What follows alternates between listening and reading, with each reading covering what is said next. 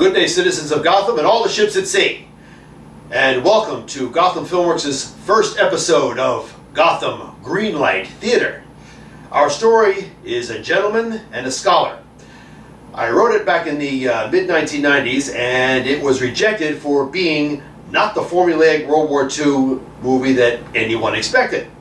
A Gentleman and a Scholar takes place not on the European or Pacific theaters of combat, but rather it's a home front story centering on a college professor who is scrutinized by feds who are hunting Nazi fifth columnists who are operating in 1943 Boston. Covertly, the Nazis have moved components for an atomic bomb into the city of Boston with the goal of test detonating that bomb on American soil. See, as small as a country as Germany is, it wouldn't make much sense to test detonate a nuke on their own soil. So, if there's going to be mistakes made, they figure they're going to test it on our soil. And these feds are hunting the most insignificant leads, the most unlikely leads. And one such suspected person is college professor Jonathan Savant. What the feds are too late to realize is that they have stumbled onto an intelligence operation of another kind. As you might guess, our story begins miles above Earth. Not just a good man, but every life on Earth is now on trial. Fade in. Exterior. Space. You see the planet Earth, and a crystalline bird-like starship orbits hundreds of miles over the United States. Starlight glistens off the feathery armor plating. Interior. Court chamber. The room is limbo lit. That's a single light coming down on the central character. Jonathan Savant stands under the emerald colored spotlight while three administrators hover a few yards in front of him. The first administrator speaks up. Supervisor 104, you are charged with failure to maintain cover and concealment, disobeying orders of an administrator, and with the influencing of alien minds, human minds. Do you deny these charges? Jonathan Savant smiles. I do not. The second administrator. Understand this, 104. If convicted, you will lose your rank. You will no longer visit alien worlds. You will never again make contact and take the form of alien life.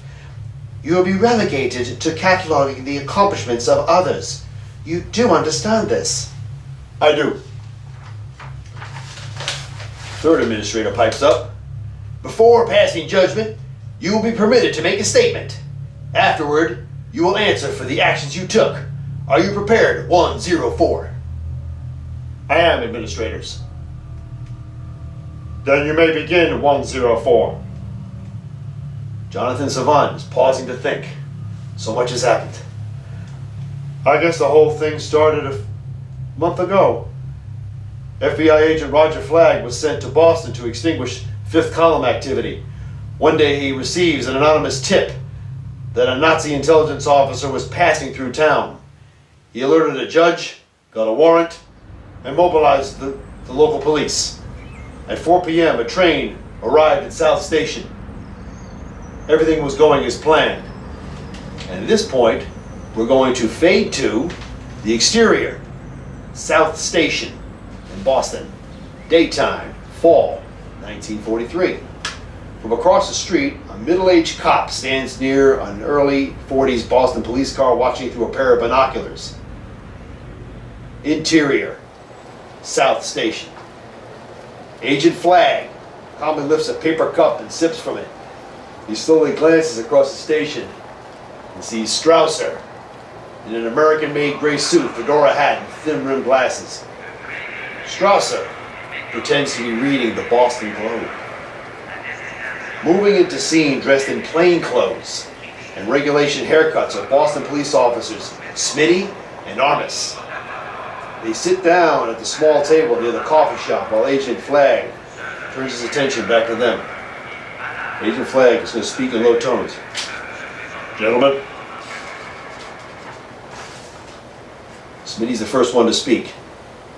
That anonymous tip paid off.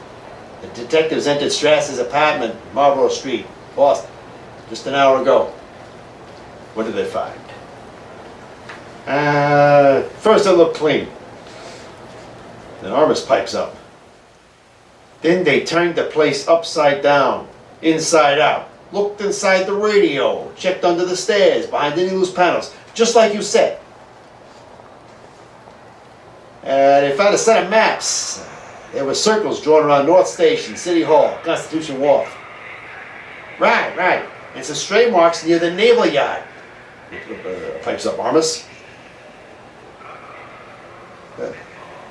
Those stray marks match the locations of gates and guard posts. Could be they're looking for attack and escape routes. There was an attempted bombing in North Station last week. And your boss said they plan a bombing on the waterfront inevitably. Lots of soft targets. Did they find anything else? Devices, weapons, explosives, books of any kind? Yeah, they did. Small book, under the counter in the kitchen. But nothing made any sense. There were no words, just numbers. Then it was written in code. Did you find a similar book? One to decipher the codes with? Sorry, Agent Flagg, said Smitty. The detectives, they did their damnedest, but no code book. Armis nods to Strausser. What if that guy over there has the code book on him? I was thinking the same thing. Has your captain arrived yet? 2 minutes ago. He's got the whole place surrounded by now. And gentlemen, shall we about it? Nonchalantly, Agent Flagg sips down his last sip of coffee. Dropping the cup in a nearby can, he stands and walks across the station towards Strausser. Dozens of civilians in 30s and 40s era suits weave past him. Engrossed in his newspaper, Strausser takes no notice when Agent Flagg walks up behind him. Agent Flagg speaks in low tones. "We geht es Ihnen, Herr Strausser." Startled, Strausser's eyes enlarge and his mouth drops open. He doesn't want to turn around. Agent Flagg continues. "At the risk of sounding cliched, the jig is up. The Boston Police Department raided your apartment, and I'm sure you know what they found." Strausser's mouth twists into a trembling sneer. Agent Flagg continues. "South Station is surrounded. You cannot escape. Now, we're not going to arouse any suspicion. You're going to turn around and walk out that door over there. Boston's finest are all around you. Now move." Slowly, Strausser puts the newspaper down on the newsstand. His arm slowly drops to his side and he begins moving toward the doors. While Strausser walks, a chrome silver needle, nearly a foot long, smoothly drops down his sleeve. Armis walks parallel to Agent Flagg. Several commuters walk in front of him, and he swerves quickly around them and tries to catch up to Flagg. Moving through the commuters, Armis sees Strausser quicken his pace, put 2 yards of distance between he and Agent Flagg, and then looks side to side deviously. There is a glint off the needle in Strausser's sleeve. Armis yells, "Agent Flagg, he's got her!" Before Agent Flagg can react, Strausser turns around and plunges the needle into Agent Flagg's stomach. Nearby, a startled woman screams. Pulling the blood-soaked needle out of Agent Flagg, Strausser smiles and watches Flagg crumple to the floor. In slow motion, Armis is drawing his .38 Special and rushing towards Strausser. Smitty runs away from the cafe while drawing his own .38 Special. Gushing blood, Agent Flagg rolls on the floor while clutching his bloody stomach. Strausser draws a Luger Parabellum, smiles, and levels it at Agent Flagg. And we cut to Agent Flagg's point of view. He looks up to see Strausser with a twisted smile on his face as his fingertips slowly squeezes the trigger. We fade to exterior, South Station, day. For a second there was silence. Then a shot rings. And we fade out.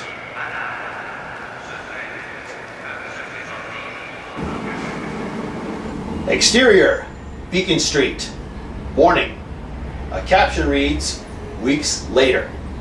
Carrying his canvas bag of books, Jonathan Savant walks down the sidewalk toward the intersection of Beacon and Berkeley Streets. Emerson College students in purple sweaters carrying books at their sides walk to and fro. Exterior, 45 Beacon Street. Several students sit on the front steps talking as Jonathan Savant ascends them. Melissa sees him and smiles. "Good morning, Mr. Savant." Jonathan Savant sits down on the step next to her. "Good morning, Melissa. You look well." "Thank you. Did you get a chance to read my manuscript?" Jonathan Savant reaches into his bag. "Yes, I did."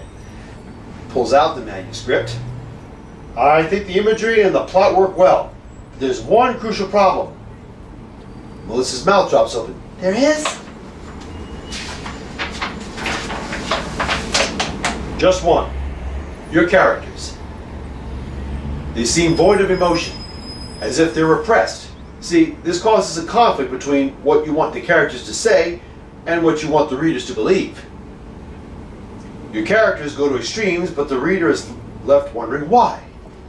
There's no emotional contact." "Oh."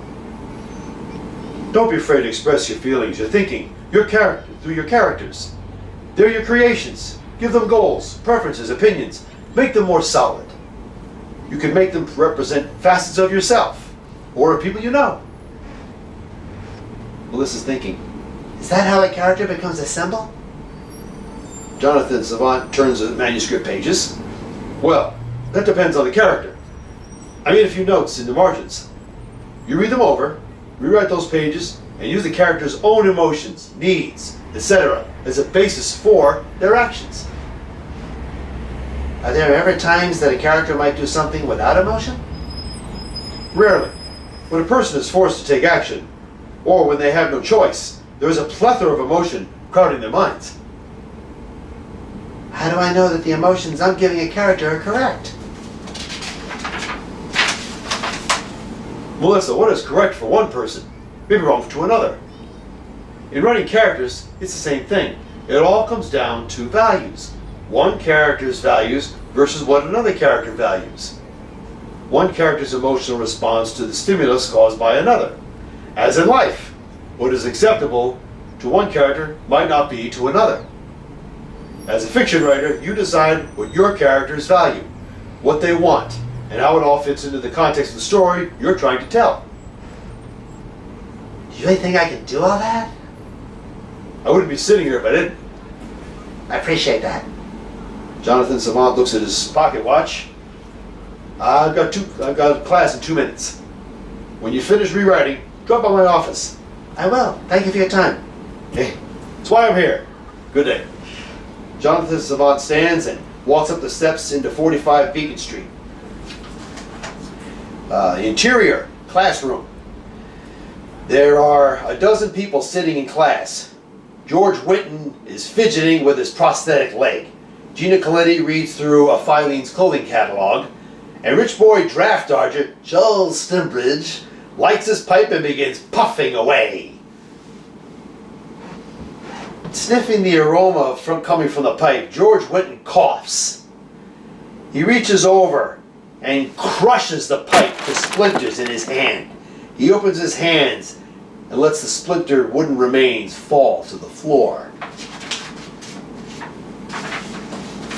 Charles Stembridge is taken aghast. "How rude!" George Winton says, "I don't smoke." "That is most inconsiderate. I bought this pipe in London when I was 16. It was handmade." "I don't smoke, so nobody smokes." Charles Stembridge shakes his head. "You are quite the riffraff, aren't you?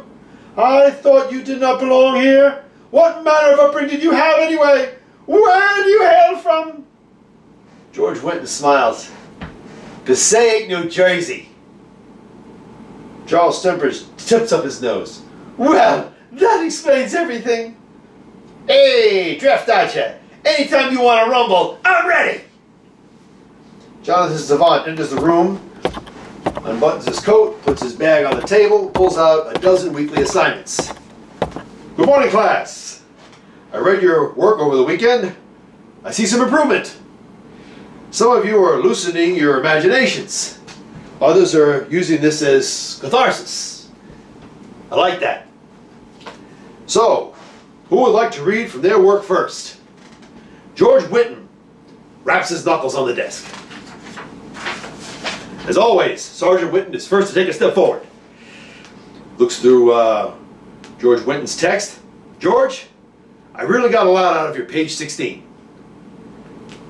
George Winton smiles. Thank you, Mr. Savant. My mind was rushing when I wrote this. I used choppy short sentences. Now, that isn't wrong, is it? Mr. Hemingway writes in short sentences. Never feel like you have to use long, wordy sentences to be a good writer. A writer is a communicator who uses words and punctuation in concert to transmit thoughts, feelings, ideas, and opinions to the reader. You may begin, Sergeant. George Winton turns to his page 16 and reads aloud. Purple hot boxes. Half-tracks had lousy armor. The bullets always came in one side, bounced around all over the place till they found someone to hit.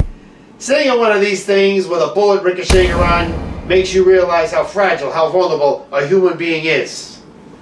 And how useless these vehicles are. When a bullet stops bouncing around, a scream rings out behind me. I look back at Lentz, who's screaming his head off. He's screaming his head off at Khyber, who doesn't have a head anymore. He looks up to Jonathan Savant. Should I go on? Only if you want to.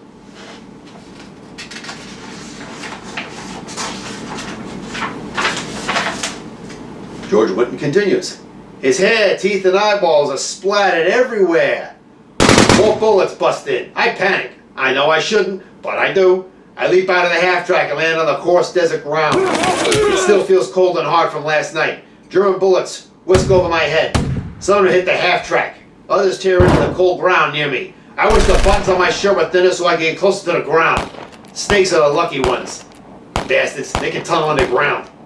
I don't know what to do. Stand up and I get shot. Try to move, they see me, I get shot. Then the shooting stops. I still don't know exactly what to do. I should, I don't. I can't hear anything but echoes. Echoes over echoes, I'm confused. Charles Stembridge is quietly snickering. George Winton continues reading. A German artillery shell arcing in midair makes up my mind for me. I don't feel my legs move, but I'm running. I'm retreating and I can't stop my legs. I can't turn back. I hear the whistle of the falling shell. And I just can't run fast enough. Charles Stembridge smirks smugly and shakes his head. Jonathan Savant arcs his eyebrow, as if telling Stembridge to be more respectful. George Winton continues reading. For a second, there was a long silence. Then, the explosion.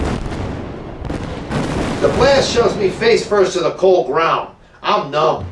My ears ring. Am I doing this right? I roll over, look back, and see the half-track enveloped in flames. I think I hear screams. I look down to see half my leg 20 feet away. It's still moving. More shells fly in. 88 millimeter. They crash down all around me. 100 yards away, the lieutenant's Pershing tank is struck by 5 shells. It disintegrates. The smell is horrendous. Charles Stembridge holds his nose. George Winton continues reading. Burning flesh and meat. I hope the Germans finish us off quick. If they don't, the Arabs will. I should be afraid. But I'm laughing. And I'm a bloody sitting duck. And I'm laughing. What the hell else can I do? George Winton looks up from his manuscript. Jonathan Savant nods his approval. Then he sets his sights on the smug Charles Stembridge, who is whispering to a Bohemian girl and chuckling. So, Mr. Stembridge, perhaps you'd like to share your opinions with the rest of the class.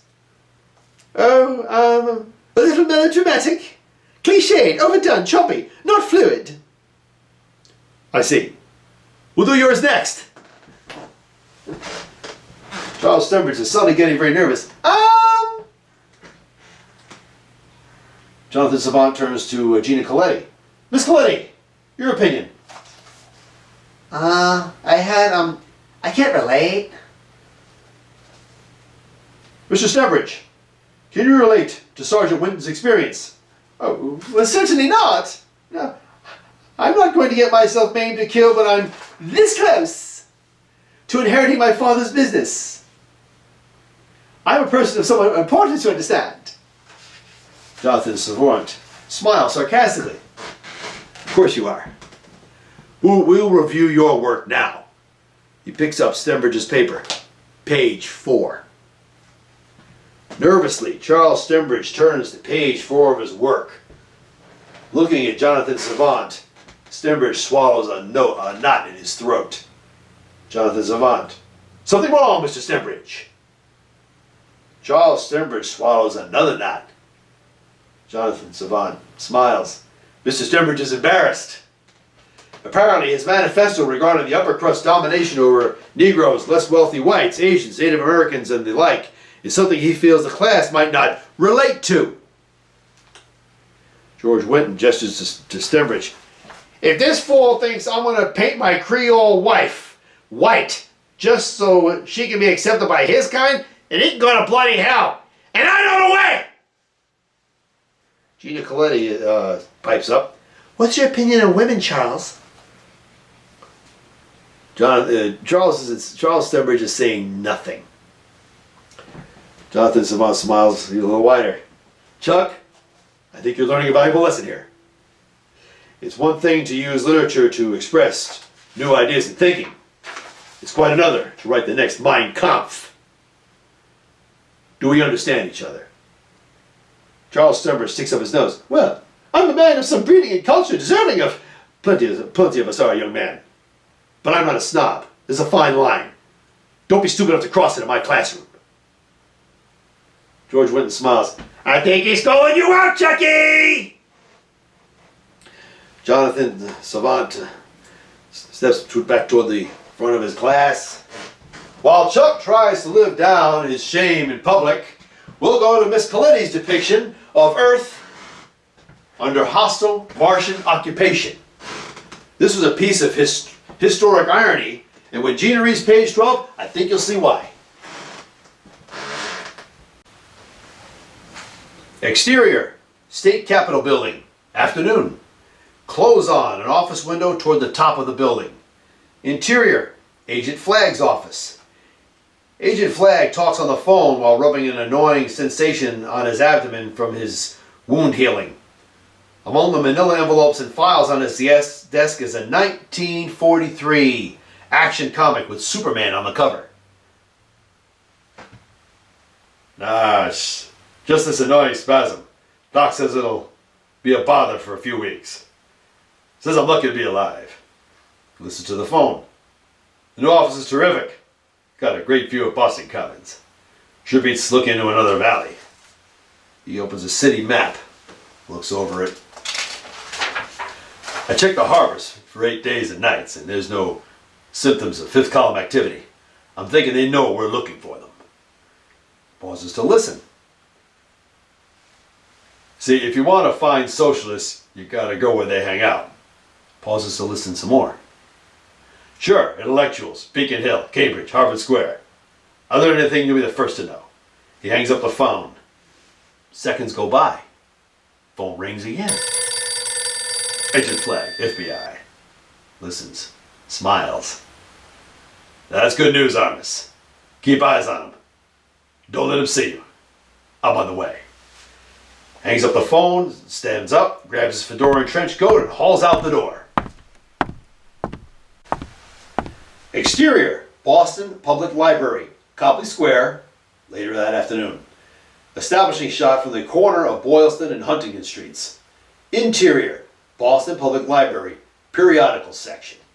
Jonathan Savant sits reading Aviation Week magazine. Scattered around him are recent copies of Life, New York Times, Boston Herald, and numerous British publications. His hand is cupped over a small telemetry recorder that he slowly moves over the page to scan and record it. Then he turns the page. Glancing up and using his peripheral vision, he moves his hand over the technical diagram of a Vought F4U1 Corsair. Then he turns the page to see the text and the photos. A librarian walks down the aisle. Jonathan Savant stops scanning the page with the telemetry recorder and nonchalantly turns the page. From out of his jacket, Jonathan Savant pulls a silver drinking flask. He places the telemetry recorder into a groove in the bottom of the flask and then replaces it in his jacket. Nearby, people continue reading their publications. Jonathan Savant stands up from his chair, stacks the newspapers and magazines, and walks to the front desk where the librarian receives them with a nod and a smile. Exterior, Marlborough Street, night. Jonathan Savant walks along the brick sidewalk and looks up through the trees to see the stars. Behind him, he hears the scuffling of feet, the rev of a car engine, and the screeching of brakes. Quickly, he turns around. Dressed in his stevedore outfit, the Nazi spy runs toward Jonathan Savant. Further down the street, quickly emerging from the idling black sedan, is Agent Flagg and two cops. Agent Flagg draws his .45. Halten Sie! The Nazi spy keeps running toward Jonathan Savant. Agent Flagg looks down the barrel of the pistol and fires! Struck in the leg, the Nazi spy is shoved face forward to the brick sidewalk. He writhes on the ground, grabbing his leg and screaming.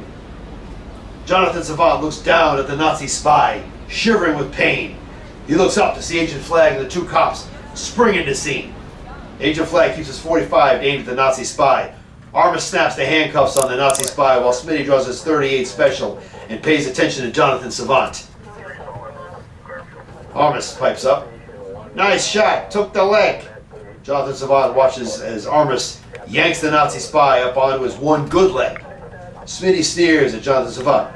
Hey, what is yous looking at?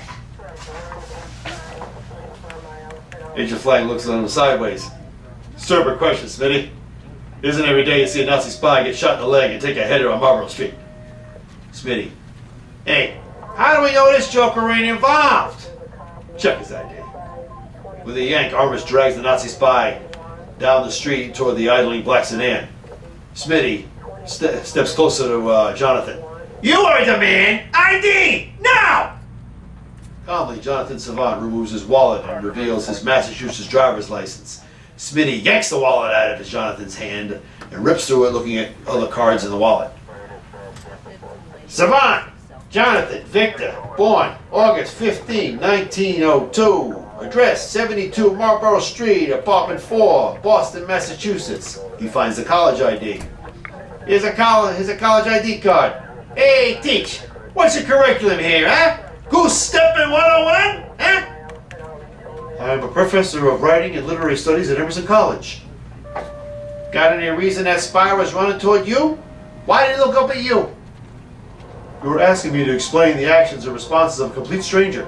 Why don't you ask him? I'm asking you!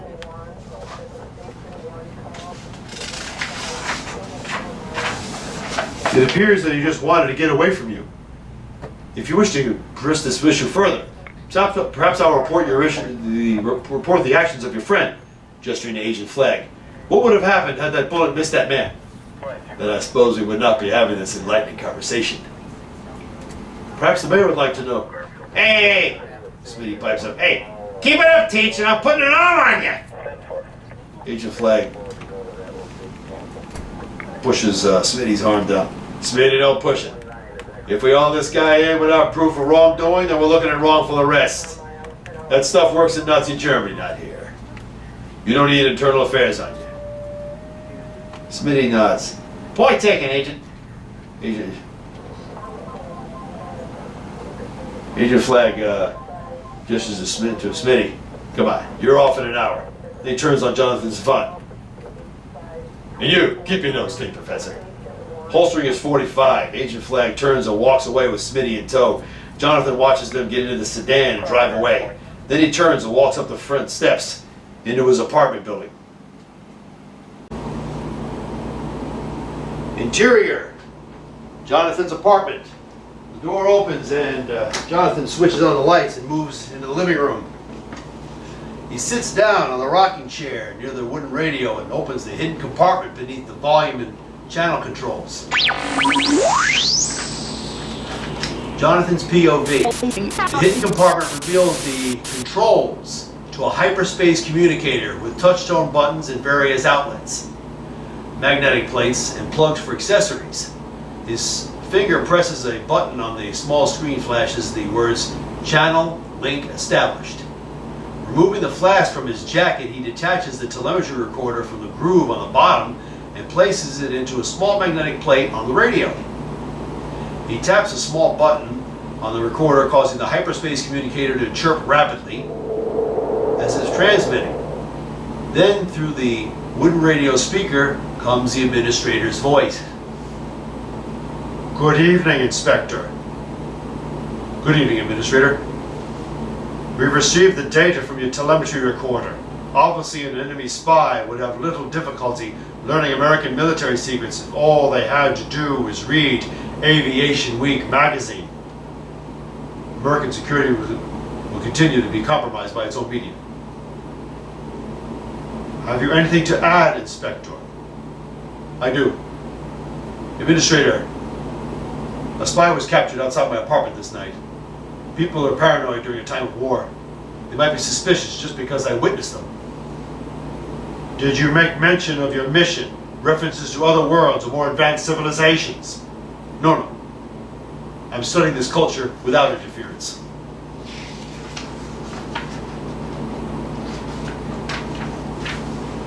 "You realize that you cannot allow yourself to be taken prisoner." "Countermeasures have already been taken. Have you decided what I'm to research next?" "The Interstellar Commission on Alien Psychology Studies has requested you analyze human emotional responses to stress." "Any specific stresses you would like analyzed?" "The human male and female stress to the expectation, the fighting in, and the return from war." "If I might ask, Administrator, what use will this data be put to by the Commission?" "The planet Galleon 4 is coming out of 2 decades of civil war. Our aid has been sought to restore their war-weary population. This far their own doctors have failed to attain lasting results. I'll begin interviews tomorrow. Is there anything further?" "Yes. I am to inform you that there won't be a starship in the solar system for perhaps a week. Should anything go wrong out there, you're on your own." Jonathan Savant imitates James Kennedy. "Oh, don't worry about me, Administrator. I can get a kid in town." Interior, hallway. Nosy landlord, Marion Weatherby, is listening at the door to Jonathan's conversation. She looks perplexed. She knocks on the door. Interior, Jonathan's apartment. Jonathan Savant is startled by the knocking at the door. Human interruption. Inspector 104 out. Pulling the telemetry recorder off the hyperspace communicator, Jonathan Savant frantically closes the hidden compartment, reattaches the recorder to the bottom of the drinking flask, then stuffs the flask into his jacket pocket. Then he calmly moves to the door. Interior, hallway. Marion Weatherby prepares to knock again when the door suddenly opens. Good evening." Mr. Savant, you know why I'm here? "Couldn't be the rent. I slipped that in your mailbox on the 31st of last month." It's not the rent. I'm hearing voices. "Then you want a doctor of psychology, not literature. Perhaps you might want to visit Dr. Peter Correa at..." Do not patronize me, Mr. Savant. I'm hearing voices from inside your apartment. "Don't you listen to the radio, Mrs. Weatherby?" "Oh, what could possibly be going on the radio at 7 in the evening?" "Oh, the vaudeville show." She smirks. And whom are you talking to? "Oh, I was acting up the scene. These 2 guys are standing in a baseball park, and the first guy asks, 'What's the guy's name on first base?' And the other guy says, 'What's the guy's name on second base?' Who's on first? I'm not asking you who's on first. What's the guy's name on first base? No, what's the guy's name on second base?" And the first guy asks, I'm not amused by comedy, Mr. Savant. Good night. Marion Weatherby turns and storms through the hallway and down the stairs. Jonathan Savant calls down, "Marion!" Marion Weatherby stops on the stairs and looks up at Jonathan. He smiles. "It's okay to laugh sometimes, Marion. Sometimes. It's all you can do." Marion Weatherby swallows a knot in her throat. Her mouth opens as if she wants to say something, but she chokes up and then just walks down the stairs.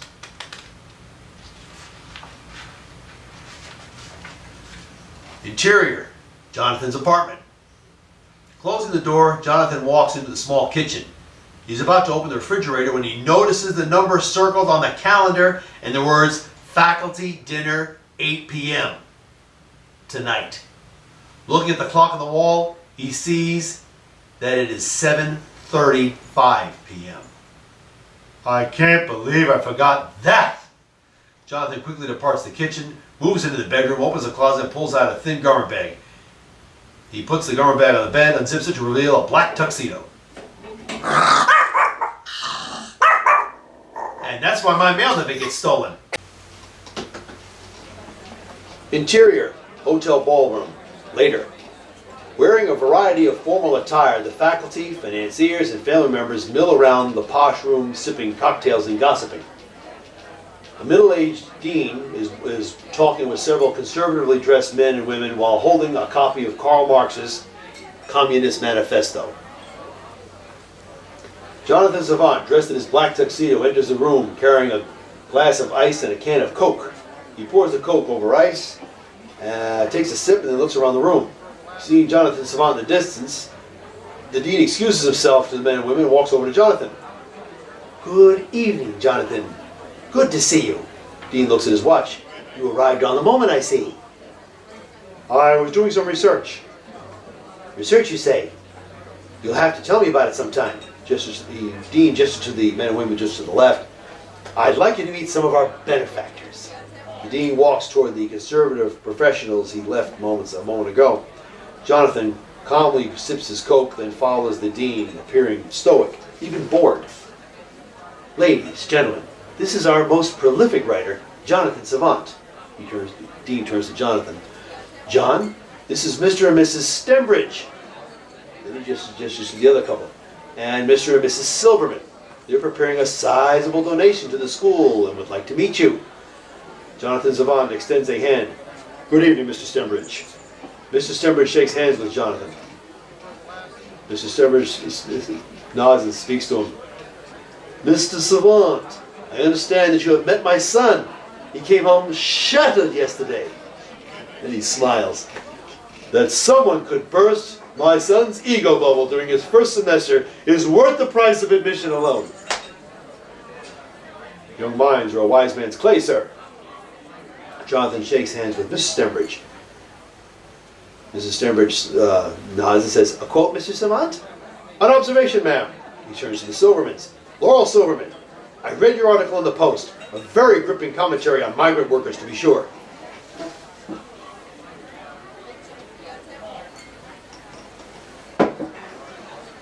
Mrs. Silverman shakes hands with Jonathan. Then he shakes hands with Mr. Silverman. Mrs. Silverman says, "Thank you, Professor Savant." Mr. Silverman says, "The dean tells us you've been researching the psychology of the divergent and creative mind." Jonathan smiles. "Yes, I have, sir. Much of the thinking today is very general, bordering on stereotypical." Mrs. Stembridge looks at her husband sideways. "And what generalities do you object to, Professor?" Jonathan replies, "The misconception that the creative mind is lazy, nonconformist, and not trainable. Studies have failed to understand the focus, the dynamic adaptability, and applications of the creative mind." "And how would you measure creativity and adaptability in a divergent mind?" By the body of work they produce, by the methods in which they adapt and solve problems. However, I'm certain a mathematical measurement can be devised for more empirical studies." Mrs. Stembridge nods. "Well, painting pictures and verse and poetry is all fine and dandy, but what kind of employment potential does a creative person possess?" Mrs. Stembridge has to throw in her 2 cents. "Who could trust a corporation to a creative person? How would a creative person solve problems and express themselves willy-nilly at the same time? Sir, ma'am, you seem to think of creativity as a defect. More as a character flaw. Both my wife and I are very convergent thinkers, and yet Charles idles his life away writing dribble that no one wants to read. What kind of job can he get? Surely we cannot employ him. I do not see creativity as something wrong. Rather, something to be honed and cultivated. Mrs. Stembridge shakes her head.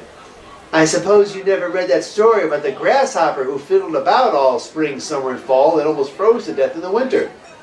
Yes, the grasshopper only survived by the charity of the better prepared. Surely we cannot run a nation of lazy recipients who exist only on the charity of the overworked and overtaxed. Jonathan has to agree. Surely not. But I take it you mean that Charles is not serious about making his way in the world. True, there are a few creative types who never matriculate into society. The majority, however, hold jobs, pay taxes, live smartly, and still express themselves creatively.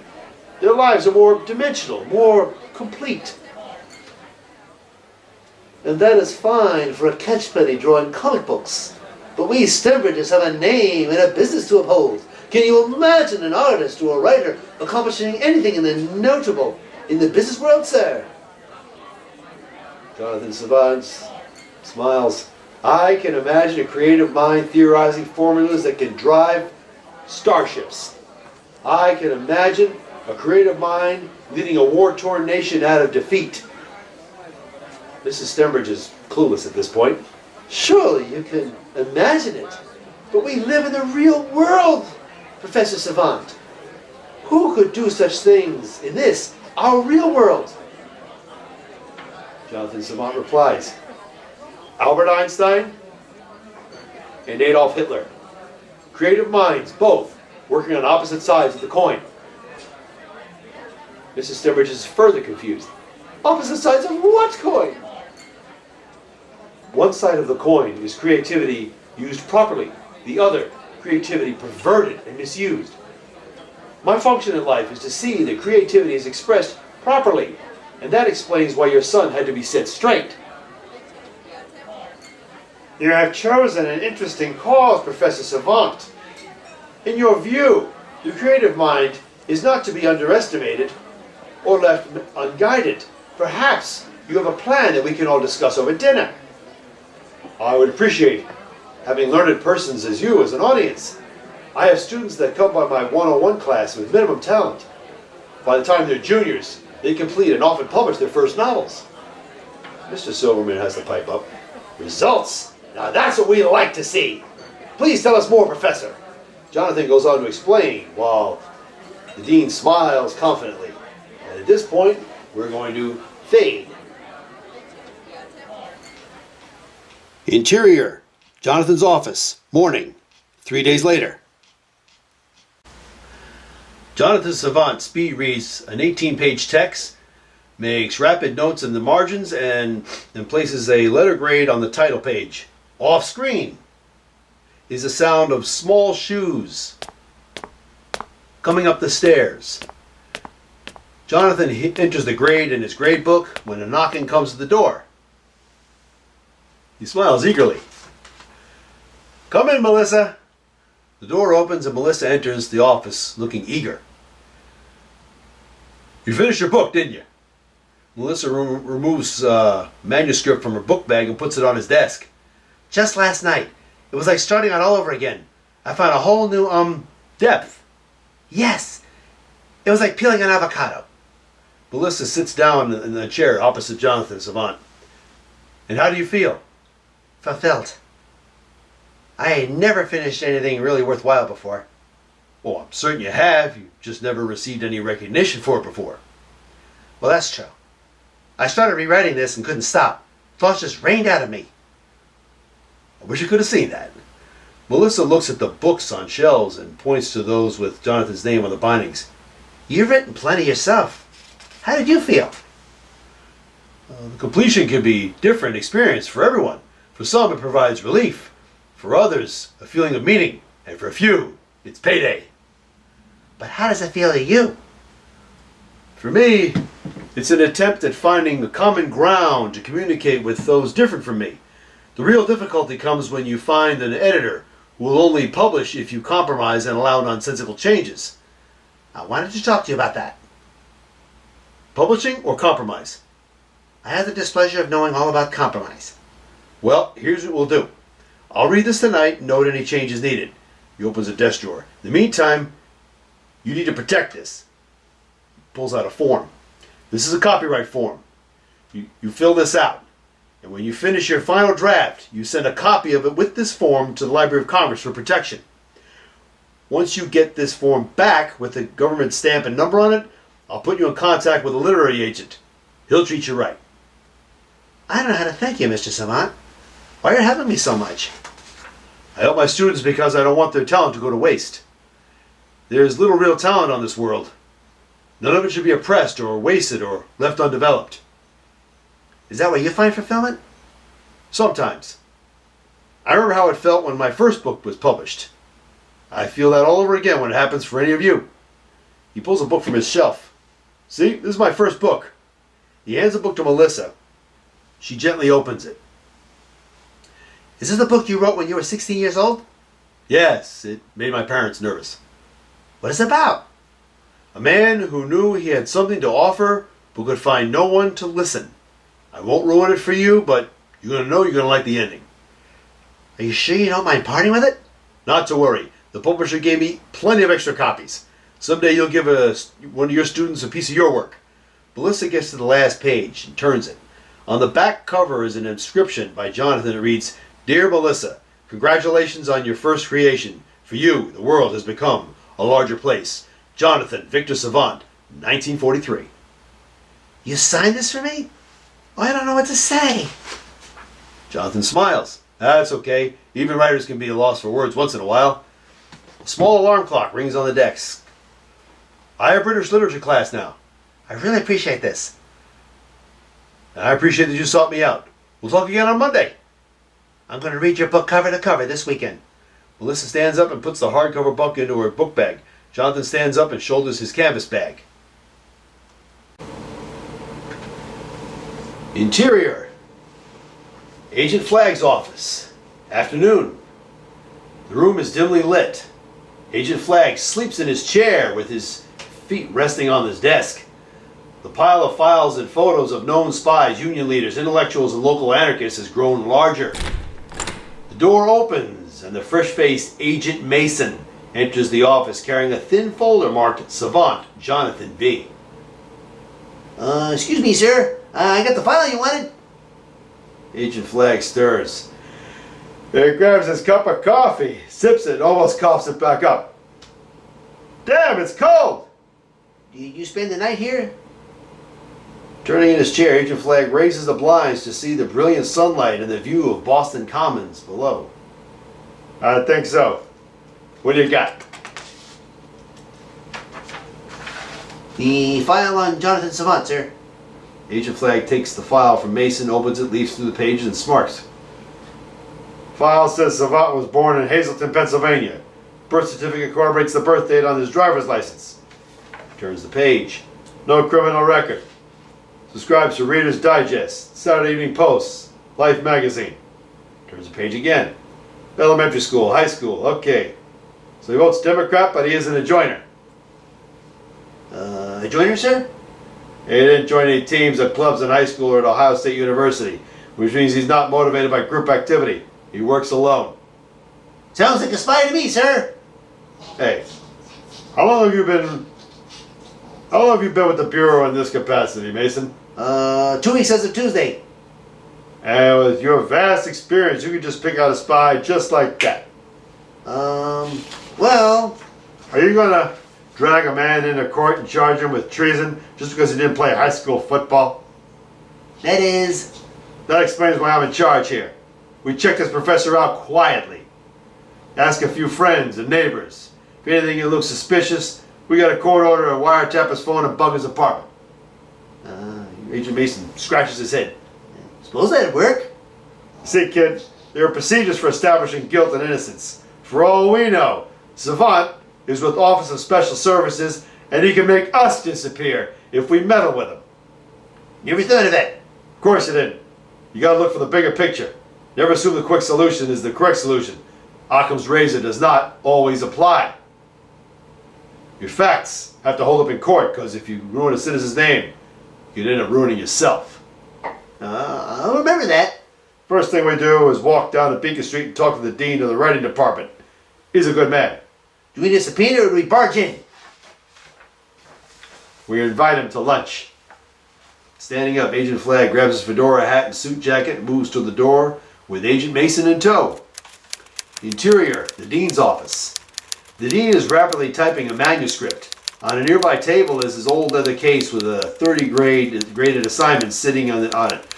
Bookshelves line the walls on both sides while the windows look out on the Charles River.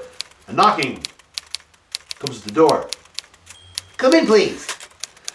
The door opens and Agent Flagg enters. Seeing him, the dean stands, smiles, and extends both hands. Roger! Roger Flagg! Welcome back, my boy! How have you been?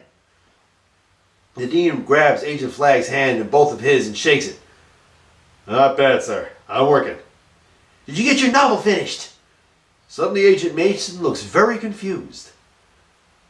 I had to put it aside when I joined the Bureau. He flashes his badge. I'm here on company business. The dean's smile disappears. Oh, I see. And what did Anne have to say about that? Anne's the reason I joined up. She is. How's she doing? We were living in Chicago a few years back.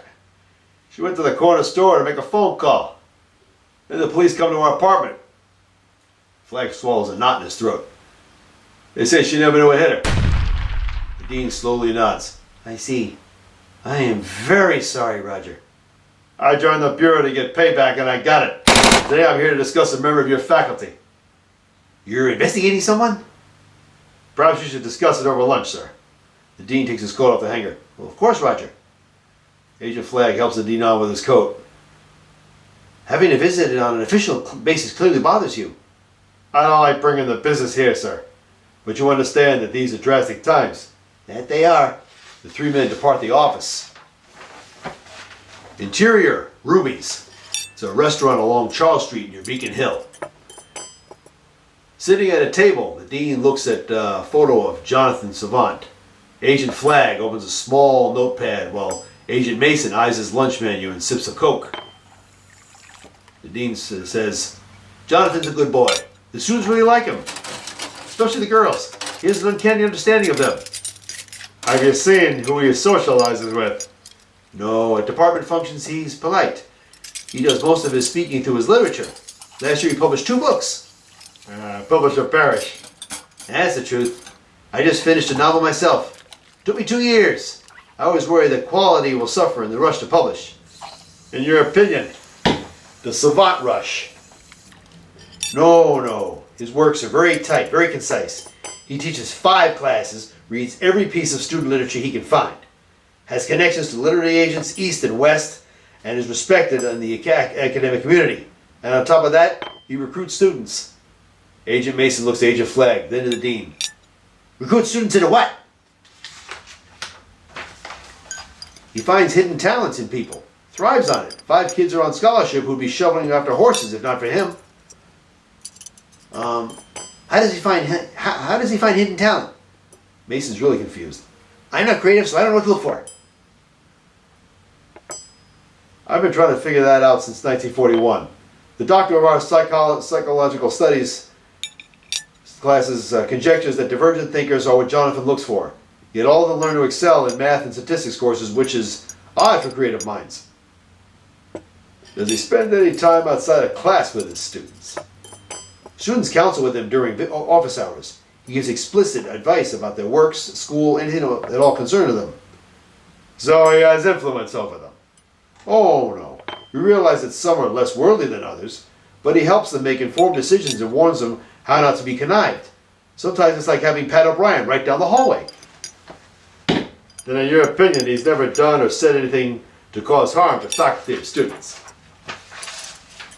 Roger, he can do no harm. I don't know if he's a pacifist or not, but he's never been seen violent or hostile. If he were not a professor, he'd be a man of the cloth, I'm sure. A waitress moves over to the table. Good afternoon, gentlemen. What will you have?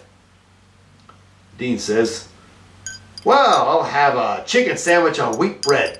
Coffee, black, please. Burger, rare, lettuce, tomato, fries, Coke. The waitress turns to Mason. Okay, and you, sir? Burger, medium rare, fries, another Coke, and a strawberry sundae. Waitress writes on the pad. Okay, be back soon. Waitress walks out of scene. Flag looks at Mason. Are you going to be able to just all of that? Agent Mason replies, sure, I could eat all day and never gain a pound. And that's another thing I don't like about you, Mason. The Dean chuckles.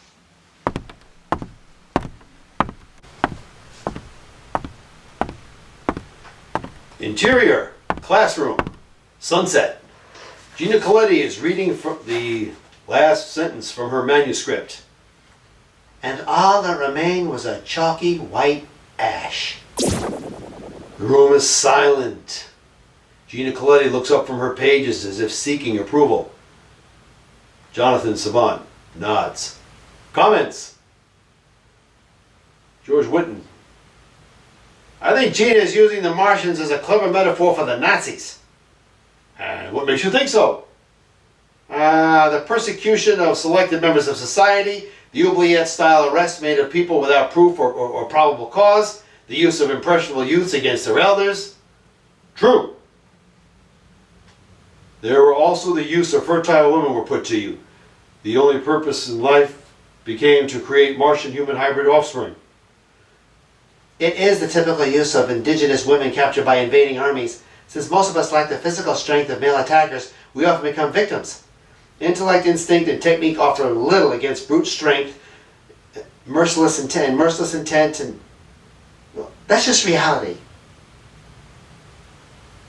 Jonathan nods. But I wonder, why use Martians? Why not depict how life would be if Nazis invaded American soil? I didn't want to offend anyone in the class who's German. Jonathan nods. That is very considerate. And metaphor is a useful tool. Tell me, do you read comic books? Go to the serials. Well, yes, I read my little brother's comics, and I started taking him to the serials last year. My favorite is Batman. Who do you read?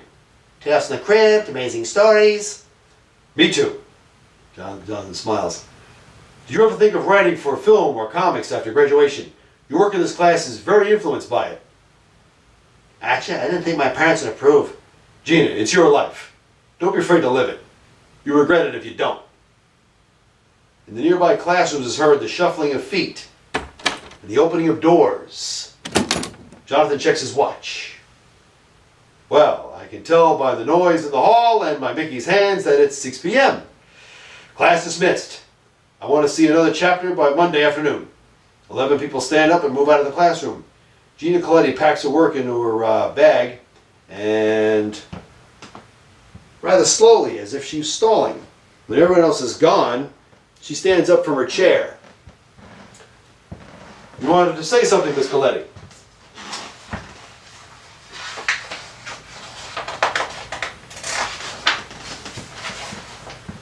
It's about my working, writing science fiction. You think I should try it? If that is a genre that allows you to express yourself best, then yes. Really? My parents are paying for like all of this and they thought I'd be like a journalist or a novelist or a professor like you? And you can be. I think your parents want you to live up to your potential. And at the same time, they want you to attain the skills that make you employable when you graduate. How do you know all of that? Oh, I talk to many people. I think your parents will understand if you experiment with different genres and medias while at this college. That's what college is for. You really think so? Absolutely. Tell me, which interests you more, film or comics? Film. Why? More dimensional, I suppose. All right. Very good. Have you ever seen a screenplay before? No. Then I'd like to invite you to a screenwriting workshop I'm teaching Friday evening, 6 to 8 p.m. We meet at 96 Beacon Street, 3rd floor, Student Union. No charge. How many people are in this group? You'll make 7. Small group. Better for individualized attention. The problem is, I've got 6 guys all trying to outdo each other writing gangster movies. Since last month, I must have seen over a dozen ways to get your intestines blown up by a Thompson machine gun. I should have said that. Why not? You cannot be the stoic professor all the time. I suppose you're right. Are there any books I should read before Friday to prepare? There is a selection of screenplays and stage plays in the Emerson Library. But I use a participatory approach to teaching the workshop, much like I do in this class. Students have a lot of fun with it. Now I'm interested.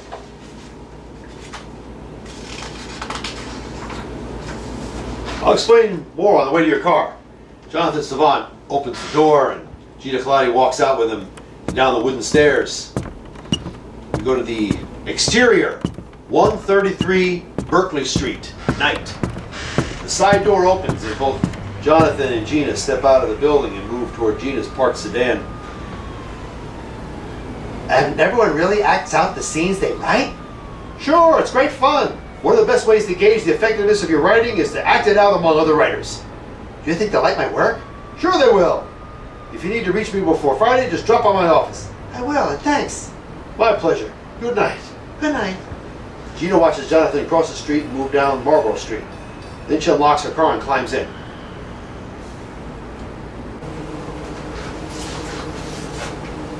Exterior, Marlborough Street, night.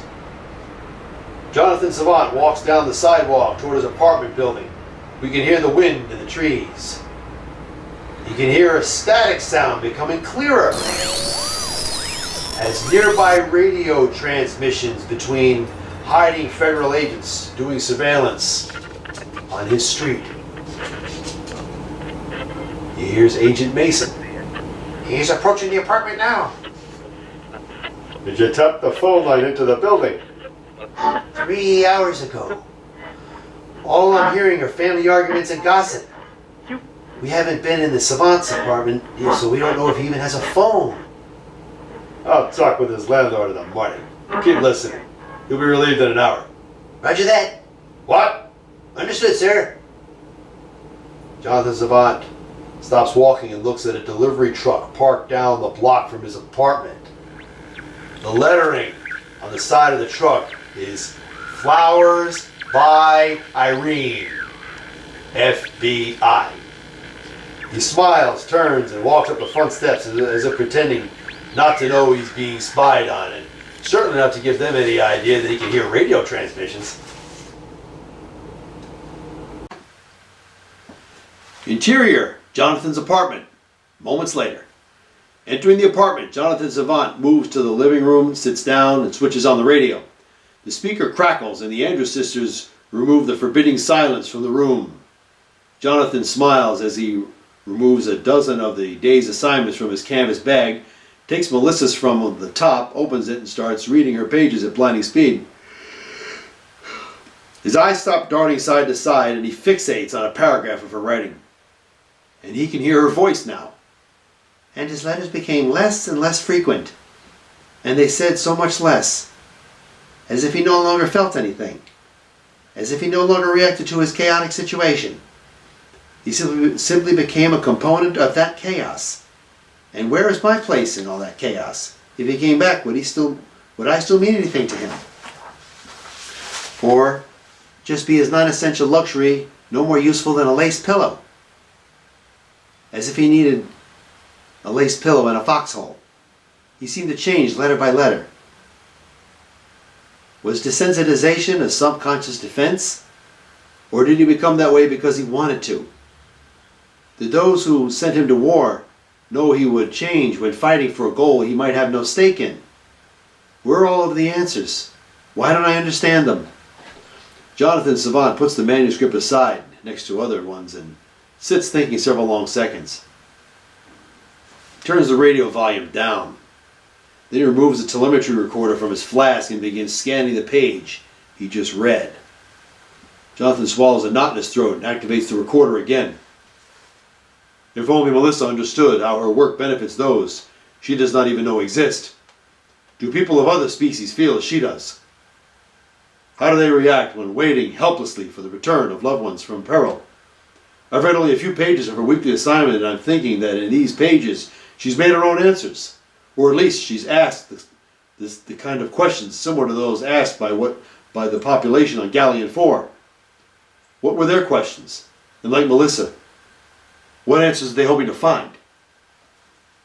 Exterior, Constitution Wharf, day. Jonathan Savant walks beside the dock USS Constitution and speaks in low tones into his telemetry recorder. The few tourists around him are oblivious to him. The USS Constitution is the oldest ship on active duty in the U.S. Navy. Men fought and died aboard her to defend a nation, an ideal that they believed in. To better understand the thinking of these men, I am boarding the ship as a tourist. There I will casually interview any naval personnel aboard. It is my belief that by questioning war veterans about how they cope with battle stress, I can better know how to relate to those on Galleon 4 who need our help. Nonchalantly, Jonathan Savant bends the chrome silver telemetry recorder into a tie bar and then attaches it to his necktie, and he casually walks up the gangplank onto the USS Constitution. Interior, 72 Marlborough Street, staircase. Marion Weatherby leads Agent Flagg and Agent Mason up the stairs toward the door of Jonathan Savant's apartment. Well, Mr. Savant is usually quiet, except when he's talking to his radio. Talking to his radio, ma'am? He says he's just mimicking the vaudeville shows, or following along with the radio play, but I swear I heard a voice come out of that thing that didn't sound like Abbott or Costello. Can you describe the voice, Miss Weatherby? It echoes funny. I tried finding whatever station he's listening to on my radio, but no luck there. Agent Mason looks to Flagg. A transmitter? Don't jump to conclusions. Marion Weatherby inserts her house key into the lock of Jonathan's apartment door, but it won't turn. She struggles to turn the key again, but the door remains locked tight. She removes the key and looks at it. It's the right key, the right lock. Odd. Is it possible that Savant put another lock on the door? He could be hiding something. Oh no, you're not going to kick down the door, are you? Doors of this quad are so expensive and so hard to find. No, Miss Weatherby. We prefer not to damage your property. We'll return when Mr. Savant is home. He's not in any kind of trouble, is he? We hope not, ma'am. We just want to question him. Your cooperation has been appreciated. Anything to help my country. The agents turn and descend the stairs. Good day, ma'am. Marion Weatherby watches the agents walk down the stairs. Exterior, 72 Marlborough Street, day. Agents Flagg and Mason walk away from the ornate building. You checked those surveillance tapes you made last night with sound engineers? I'm going to get a report from our eyes on this street. I still think we should sweat that Nazi you caught the other night. All you need is a fan belt and some salt. I had something more subtle in mind. Sodium pentothal. Not yet. We have 2 spies. We use one against the other. A subordinate may rat out a superior if they think they're in danger of being hung out to dry. I never thought of that. I'm not surprised. The agents approach the parked Flowers by Irene truck. Interior, USS Constitution, gunnery deck, day. Jonathan Savant walks the deck and interviews L'Emanuel, a World War I naval veteran wearing a classic uniform. Say, Jonathan, the real threat was those German U-boats. One sunk the Lusitania as easy as plucking a sitting duck. I understand that U-boats had to rise to periscope depth before they could launch their torpedoes. I was below decks, so I never saw one peep up at us. But how long do you think you got when a scope peeps up above the waves to sight you? Not long, I tell you. That'd make me paranoid. We were all scared, you see. Every one of us. Anybody who says he wasn't was either a liar or a lunatic. But you rely on your buddies. You said before that you were in the engine room of a destroyer. Yes. If a torpedo was going to hit us, we'd be the first to know. so you relied on your buddies above decks to keep alert. Just like they relied on me to keep the screws turning. See, when you're in war, you fight for a whole different reason. I'm interested. See, everyone back home thinks you're fighting for family and apple pie, but there's none of that out here. Fact is, you're fighting for your buddies. You watch my back, I watch yours. It's our code of honor. So this code is a support system that allowed you and your buddies to function beyond normal human limits. You worded like a doctor, but yeah, that's pretty much it. Do you have anyone in the fleet right now? Both my kids signed up on December 8th, 1941. One is at Pearl and the other is on the Missouri. Well, that must be difficult on you and your wife. Nope, it's just me now. My wife died in 1938 of influenza. Oh, that must have been a terrible loss. Certainly was. But I keep the boys' rooms just as they left them. When they come back, they'll live there while going to college. Olivia would have wanted it that way. So you're holding the line for them? That's my job, son. You married? No, not yet. Too busy, I guess. Get married, son. When you're old, all you're going to have to look back on is photographs and memories. Those memories spent alone mean very little. You take my meaning? Yes, Senior Chief. You'll make some rosy riveter a fine husband. Jonathan smiles and chuckles. Then Emmanuel smacks him on the shoulder and chuckles.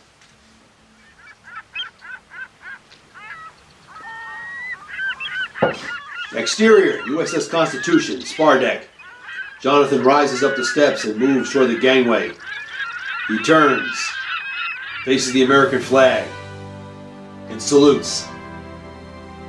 A smile cracks on his face as he pivots and walks down the gangplank. Exterior, Constitution Wharf, day. Jonathan Savant walks down the gangplank behind a group of tourists. Parked on the other side of the gate is a Boston police car. Sitting in it are Smitty and Armis, the two cops, plain clothes. Smitty looks through a pair of binoculars while Armis makes an entry into a logbook. Exterior, 72 Marlborough Street, sunset. Jonathan walks up the front steps of the building. He unlocks the door, then suddenly turns around. Cut to Jonathan's POV. He sees the Flowers by Irene truck parked across the street from his building. A rather large and complicated antenna atop it.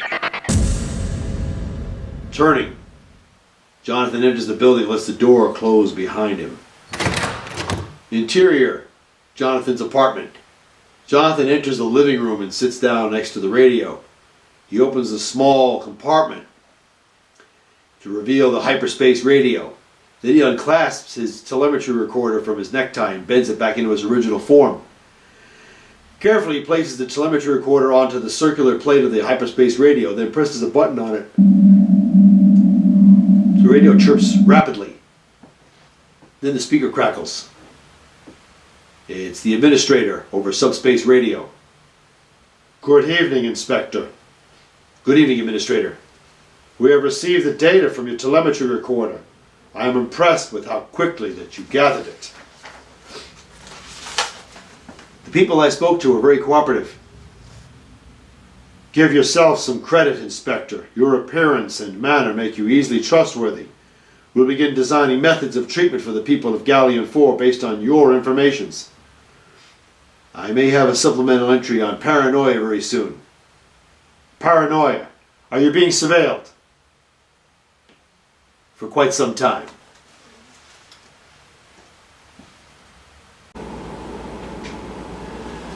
Interior, Agent Flagg's office. Same night. Agent Flagg sits in his office being briefed by Smitty and Armis. Off screen is the sound of a passing fire truck with sirens. Gentlemen, your report is thorough and I appreciate that. But what I wonder is why a guy who lives in Boston takes a tour bus around the city. Smitty says, we wondered that too. We followed the bus all day, but he never spoke to anyone on it. He only spoke to tour guides. Odd. But you don't have to talk to someone to pass information and receive orders. Did you get a list of everyone on that tour bus? We gave it the rundown, Agent Mason. He said he'd do a rundown on it. The door opens and Agent Mason rushes into the office. Sir, there's been a bombing at the Navy Yard. Savant was near there this afternoon. There's 2 battleships on fire. A civil defense man called it in, and he saw 2 people jump the gate and around the pier and... Let's get out of here. Agent Flagg grabs his fedora and trench coat and moves out the door. Mason follows him with Armis and Smitty in tow. Interior, Jonathan's apartment. Jonathan writes a manuscript by hand while listening to jazz music. The radio crackles and the music is replaced by a fast talking newscaster. We interrupt this live broadcast by order of your Civil Defense Authority. Moments ago, 2 battleships in dry dock were bombed by 5th columnists acting on orders of a cowardly hidden enemy. Police and fire authorities have arrived and are containing the situation. The FBI is warning the population to be alert for 2 people wearing gray dock workers' jumpsuits. Anyone sighting these people should make no provocative action. Simply call police or civil defense and keep all doors and windows locked. Exterior, Charleston Navy Yard, night. Sitting helpless in dry docks, 2 battleships burn in the night.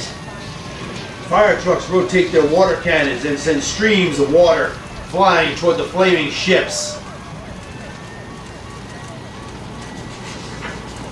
Exterior, Constitution Wharf. Police cars and an ambulance run down the street flashing strobes along the sides of the office building. In the background floats the spotlit USS Constitution. An unmarked police car comes to a stop and both Agents Flagg and Mason step out. Armis and Smitty remain in the front seat. Quickly, 2 ambulance crewmen carry a burned guard passed on a stretcher toward an ambulance parked on the street. Agent Flagg reaches into the car, grabs the radio and keys it. Bennett, what's the story? Bennett's radio voice is heard replying. It ain't front page news, I'll tell you that. Has Savant left the apartment? Nah, I can see him sitting near his window. Looks like he's reading another book. Nothing for the phone tap. Oh, quiet. Hey, you sure this guy is a spy? If I had to put money down, I'd bet on the couple on the 2nd floor. Why'd you say that? Hey, they fight too well to be a real married couple. You're the authority on that, Bennett. Hey, maybe that landlady is a spy. She diverts attention from herself by pinning everything on some poor schlep who reads John Milton with cookies and milk. Agent Flagg thinks a second. What kind of cookies? From what I saw in his garbage, National Biscuit. It can't be all bad. A drenched Boston Irish cop rushes toward Agent Flagg. Hey, Agent Flagg, we found a body in the guard shack, points out a scene. The telephone was in his hand. He was probably trying to report seeing those men on the docks. Let's have a look. The Irish cop moves off scene, followed by Agents Flagg and Mason. Smitty and Armis remain in their unmarked car. Bennett's still talking. Hey, then again, maybe it's the guy on the 3rd floor? Exterior, guard shack. The guard lays dead with the phone clutched in his hand. Arriving on the scene, Agent Flagg reaches into the dead guard's jacket pocket and pulls out a wallet. Agent Mason and the Irish cop look on. Agent Flagg's POV.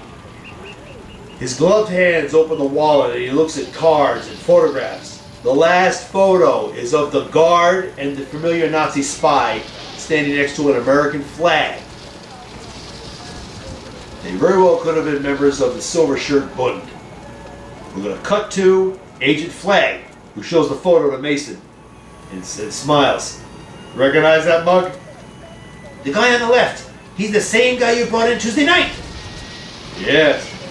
Looks like this guard and this punk belong to the same Boy Scout troop. The Irish cop points to the dead guard. So you're thinking this guy led those saboteurs onto the docks? Agent Flagg pulls a driver's license out of the dead guard's wallet and reads it. Macaulay, Donald R., 72 Marlborough Street, apartment 3. That's the apartment just below Savant's. That whole building could be full of fifth columnists. That's only an assumption. It's not enough to prove Savant a spy. This guy Macaulay could have been your neighbor or mine. We're still at square one. The landlady says Savant converses with his radio. He could be an SS intelligence officer. And could also be the local chapter president of the Flash Gordon fan club. We don't move without probable cause. What about the fact that he was in this area not even 6 hours ago? You can ask for a warrant based on circumstantial evidence. People get convicted on that alone nowadays. Agent Flagg is sarcastic. Would that make you happy? Sir, I'm just trying to be thorough. The proof we need could be sitting in Savant's apartment. But if we violate procedure, whatever we find is inadmissible in the court of law. We need more to go on. Where are we going to get that? Agent Flagg puts the wallet in Mason's hand and points to the picture of the guard and the Nazi spy. We're going to sweat one of the men in this photograph. You got any idea which one? Agent Mason looks down at the dead guard, then at Flagg. My guess is the live one. Hey, you're so bright, your mama calls you son. Exterior, police station, Berkeley Street. Night. The unmarked police car pulls up. Agents Flagg and Mason step out and ascend the steps. Smitty drives off with Armis in the car. Interior, interrogation chamber. The Nazi spy sits under a hot light in a stiff-backed chair. The shadows of agents and cops surround him. You can tell the truth now, or the doctor can refresh your memory. We know about McCulley. We saw the photo in his wallet. Now tell me who bombed the dry docks and who gives you orders. They'll kill me if I tell you. He's right about that, sir. Tell you what, how about I just let you walk out of here? Yeah. Your friends will think you're a rat working for us Feds, and they'll be real sore about their diminished ranks. They might take some aggression out on you. Yeah, Nazis are real spoil sports. But I have not told you anything. It doesn't matter. Your friends will think you did. I'll make them think you did. You're setting me up. You're going to tell me what I want to know, or I use you as bait? No, you can't. Oh, really? Why can't I? You're violating my constitutional rights. You're a National Socialist, for Christ's sakes. You don't have a constitution. You can't plot the overthrow of this country and then hide behind its laws. As far as I'm concerned, you've got no rights. You're my worm on a hook, and I'm going to dangle you over the barracudas unless you tell me what I want to know. You can't do this. Agent Flagg reaches out of the darkness and grabs the Nazi spy by the throat and applies pressure. Listen and listen good, mug. An hour ago on the dry docks, 2 ships of the line got fried. Do you know how many men and women were working on that night shift on those ships? Do you? The Nazi spy gasps. I just don't know. 84 people are in the hospital right now with severe burns and smoke inhalation. The guard is dead. I think you know who bombed those ships. And I think you're going to tell me, right here, right now. All right, I'll talk. But you gotta... How do I know I can trust you? I have to trust you're not pulling a fast one. See, it works both ways. What do you want to know? Tuesday night, you were running down Marlborough Street. The guard killed at the dry docks lived at 72 Marlborough Street. Yeah. His name's McCulley. He's my contact. You get your orders from this McCulley? Yeah. And you're going to meet him Tuesday night when we spotted you? Yeah. McCulley told me about you. He saw you bust Strausser at the South Station last month. So McCulley gives you the orders. What do you do then? I meet 2 operatives in a park near Tremont Street. Their names? Bill Seringo, Lita Crone. They're civilian employees at the Naval Annex on the south end of town. What time do you meet them? Early Tuesday morning. But you don't want to hunt them down. Oh, and why not? They carry guns. They can pick off a Fed from a mile away. They have their house booby-trapped. The whole Boston PD could get wasted trying to get to them. They worry you, don't they? Where is this house? Washington Street, 4, maybe 5 blocks south of the theater district. I'm not terribly familiar with that area. Now I want to know why McCully was killed. I want to know why a picture of he and you was found on his body. In this wallet. I'm surprised you haven't figured it out. I'm sure you are. So surprise me some more. Okay, here's how it went down. You arrested Strasser at South Station. I'm following you. I'm going to hazard a guess here. Did McCully inform on Strasser? You got it, Agent. McCully wanted Strasser's job. McCully wanted to be the man in charge. Takes the credit for the hit. So McCully called in an anonymous tip to the feds giving Strasser's travel plans at South Station. These Nazis are like sharks. Their own worst enemy. Problem is, Siringo and Crone thought McCully might rat them out too. They don't want to die in Leavenworth. So I meet them Tuesday morning in the park. I tell them to hit the dry docks on Saturday night. Yeah. But you pick me up Tuesday night. I guess that Siringo and Crone think maybe McCully ratted me out too because you got me. They lost their link to the upper echelon. You. So they followed your last order and hit the dry docks. McCully was your superior and he worked at the docks. He let Siringo and Crone in. And on the way out, they shoot him and put a photo in his wallet. Am I getting warm up, pal? Oh yeah. So, with the dry docks bombed, Siringo and Crone didn't have anyone to give them further orders. That gives them two alternatives. Become rogue agents or look for McCully's superior to get further orders. And those two do not act without orders. They're straight out of Fritz Lang's Metropolis. Drones, you see. I see. They crave the comfort of structure. I'm counting on that. So, who gave Strausser his orders? I don't know anyone above McCully and Strausser. See, we only know the names of those directly above and below us. McCully's contact was someone close by. Someone with a shortwave radio. A shortwave radio? Yeah. McCully says the radio can transmit in code to a U-boat a few miles off Boston Harbor. I'm just guessing that this U-boat is also in contact with Berlin. I'm just a cog, I don't know. I'm not a specialist in German intelligence. But why would a U-boat hang offshore? It has to have a bigger mission than just transmitting orders to spies.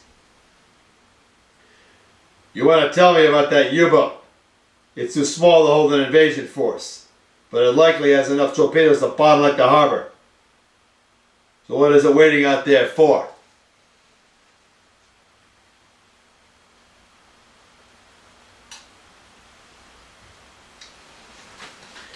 The SS assigns an intelligence officer to high priority missions. He's got a dual role. Maintain the political reliability of the crew and coordinate operations with the command crew and the assets ashore. Assets ashore? You mean Fifth Columnist spies? You're a quick study, kid, yeah. The intelligence officer is the link between the spies and the Reich. Then we have to keep eyes and ears on 72 Marlborough. When we find our man, gestures to the Nazi spy, the spy here fingers him and testifies against him in court. Court? I'll be skyped for sure! Look, I'll be honest with you. There's a risk. But what if you told me the plans? But if what you told me pans out to be the truth, I and the Bureau go out on a limb to protect you. You can't protect me any more than you can protect McCully. They know my face. You cooperate with me, I'll get you a new face, new name, fresh start. The government wants Fifth Column activity stopped cold. It'll be worth protecting you to accomplish that. Got no choice, yeah? Not anymore. All right. I'll testify. Smart boy. Flag turns to Mason. Come on, Mason. We're going to invite the judge to Sunday breakfast. Agents Flag and Mason depart the room. The Nazi spy watches them go and then turns to the shadows of the cops standing over him. I'm guessing you guys are still in a bad mood, yeah? One of the cops smacks his fist in his hand.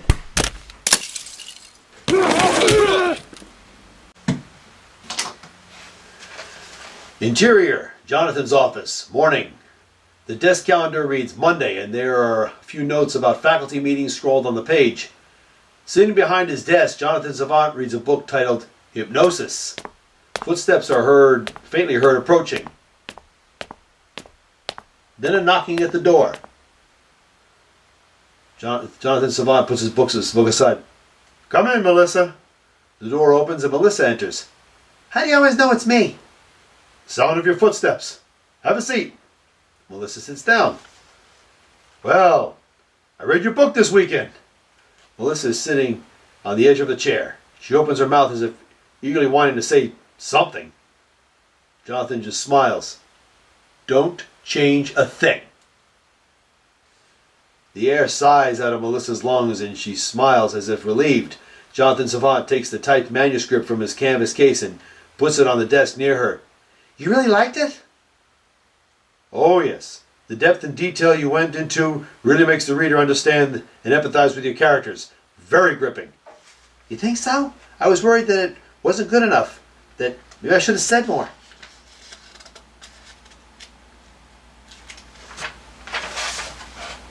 You don't want to be too wordy. You told your readers what you wanted to say, and then let them draw their own conclusions. The small alarm clock on the desk rings. You have British literature. I had the class read John Milton's Paradise Lost. I would enjoy writing a film based on his work, but oh, the imagery. I remember it took me a week to get through that. English is an evolving language. Jonathan picks up and shoulders his canvas bag while Melissa places her manuscript in her bag. Come on, I'll walk with you to class. Jonathan stands. Very good. What would you like to talk about? Melissa stands while Jonathan walks by and opens his office door. Your book. I finished it at 2 this morning. It really spoke to me. That's our business. Well, that and providing warnings. Warnings? Page 223. Oh, yes. The dangers of paranoia on social development. Jonathan and Melissa exit the office and leave the door to slowly close on its own. Interior, Jonathan's apartment. Day. The door is suddenly shoved open. Agent Mason points his .38 pistol into the apartment while Agent Flagg places his lockpicks in his pouch and stuffs it inside of his jacket pocket. I don't hear anything inside. Keep an eye out for tripwires. Agent Flagg pulls out his .45 automatic and slowly moves down the hallway and into the apartment. Agent Mason rubs the baseboard and comes up with a clean finger. Not a speck of dust. Nice place. Check the bedroom. I'll check the kitchen and bathroom. Right. Interior bedroom. There is a small bed in the corner. Lining 2 walls are tall bookshelves laden with books and a dresser near the closet door. Agent Mason enters the room and looks around. He moves to the closet, opens it, and sees only suits and shirts and a few shoe boxes. Mason opens the shoe boxes to see only black shoes. He moves nearby to the bed, looks underneath, sees nothing. Agent Flagg is heard off screen. "Mason, get in here." Mason departs the room and goes down the hallway. Interior, living room. Agent Flagg is leafing through a copy of John Milton's Paradise Lost and finds nothing. Agent Mason enters the room and looks around at the bookshelves. Place looks like a bookworm lives here. Could be that's what he wants you to see. Agent Flagg steps over to the radio. The kitchen had lots of liquids and fresh vegetables. Expensive meats without a trace of fat on them. Plenty of European and Asian cookbooks. Asian? You mean this guy is spying for Emperor Hirohito too? Cuisine choices don't establish guilt, my friend. We need tangible evidence. Switches on the radio. He must use this radio a lot. Looks aside. It's still warm. Agent Flagg runs his fingers over the face of the radio. He sees a hairline separation just below the volume and channel knobs. Prying at it, he opens the panel to reveal the flickering and chirping hyperspace radio. Agent Mason's mouth drops open. What the hell kind of radio is that? Before the agents can make another move, zapping bolts of energy issue from the radio and envelop them in a pulsating web. They freeze in their tracks while the energy web constricts still tighter. I can't move! Both agents can barely budge an inch against the energy web.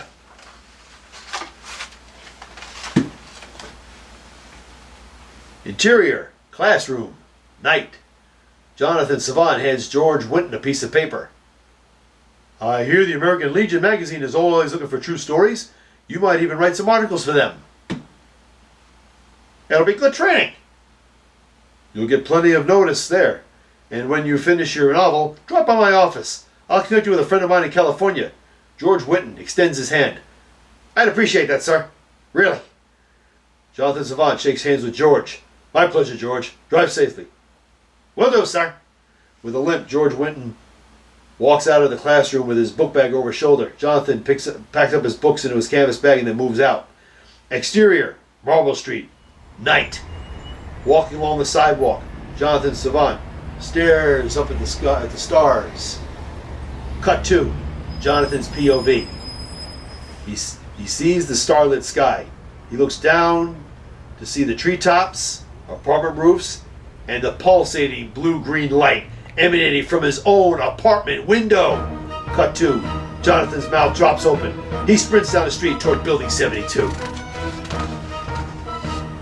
Interior, 72 Marlborough Street. Staircase. Frantically, Jonathan sprints up the stairs and then runs along the hallway where his apartment door is partially open. A pulsating blue-green light emanates into the hallway. Interior, Jonathan's apartment, living room. Standing motionless in the energy web are Agents Flagg and Mason. Jonathan runs into the room and stops in his tracks. You! The hyperspace radio crackles.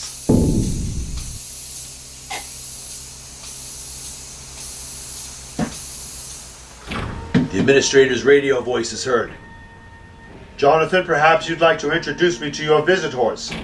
They have not said anything for themselves, yet they do not seem content on standing there like Filene's mannequins. They're federal agents. I take it they're not collecting for the FBI ball. Why else would they come loaded with weapons? Jonathan Savant removes his flask from his jacket. Great idea, my boy.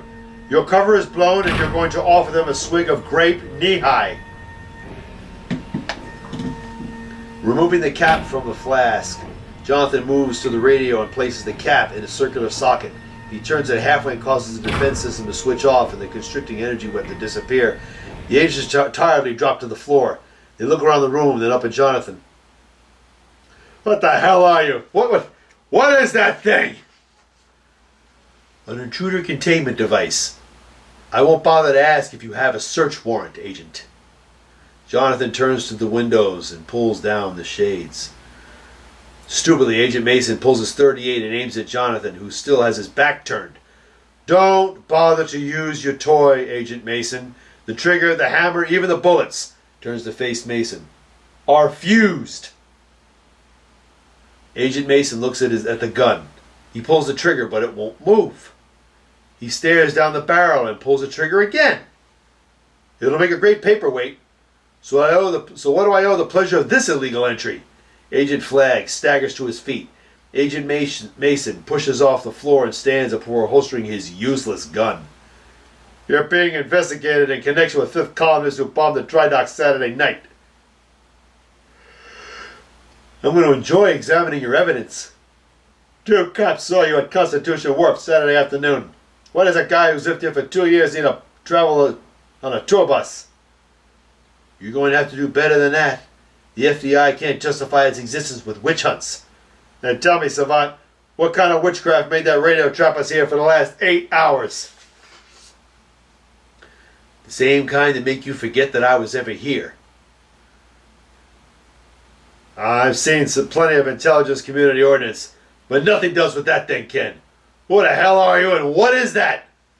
I am a professor. That is a radio. How do you explain a Nazi spy living below you? How do you explain the other spy caught Tuesday night? How do you explain a photo of 2 spies found in a dead spy's wallet? Any chance that you were the photographer? None. You have to prove your innocence. No. The burden of proof is on you. Jonathan takes a step closer to Mason, who steps back. Jonathan stares into Mason's eyes and smiles. Why would a spy carry an incriminating photograph in his own wallet? And why were neither man's fingerprints found on said photograph? Smiles wider. Because Macaulay never put that photo in his wallet. His killer did. How did you know that neither man's fingerprints were found on the photo? Because you knew. I could read the two of you like a dime novel. You're already petitioned a judge for a search warrant of Seringer and Crone's home on the South End. You plan to arrest them at first light tomorrow. You assumed I was their contact, and that I would make arresting them easier. You are perhaps half correct.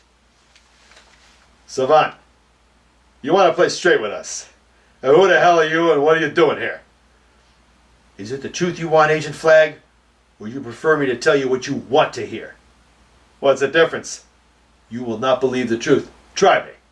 Jonathan steps away from Agent Mason and moves in the direction of the radio.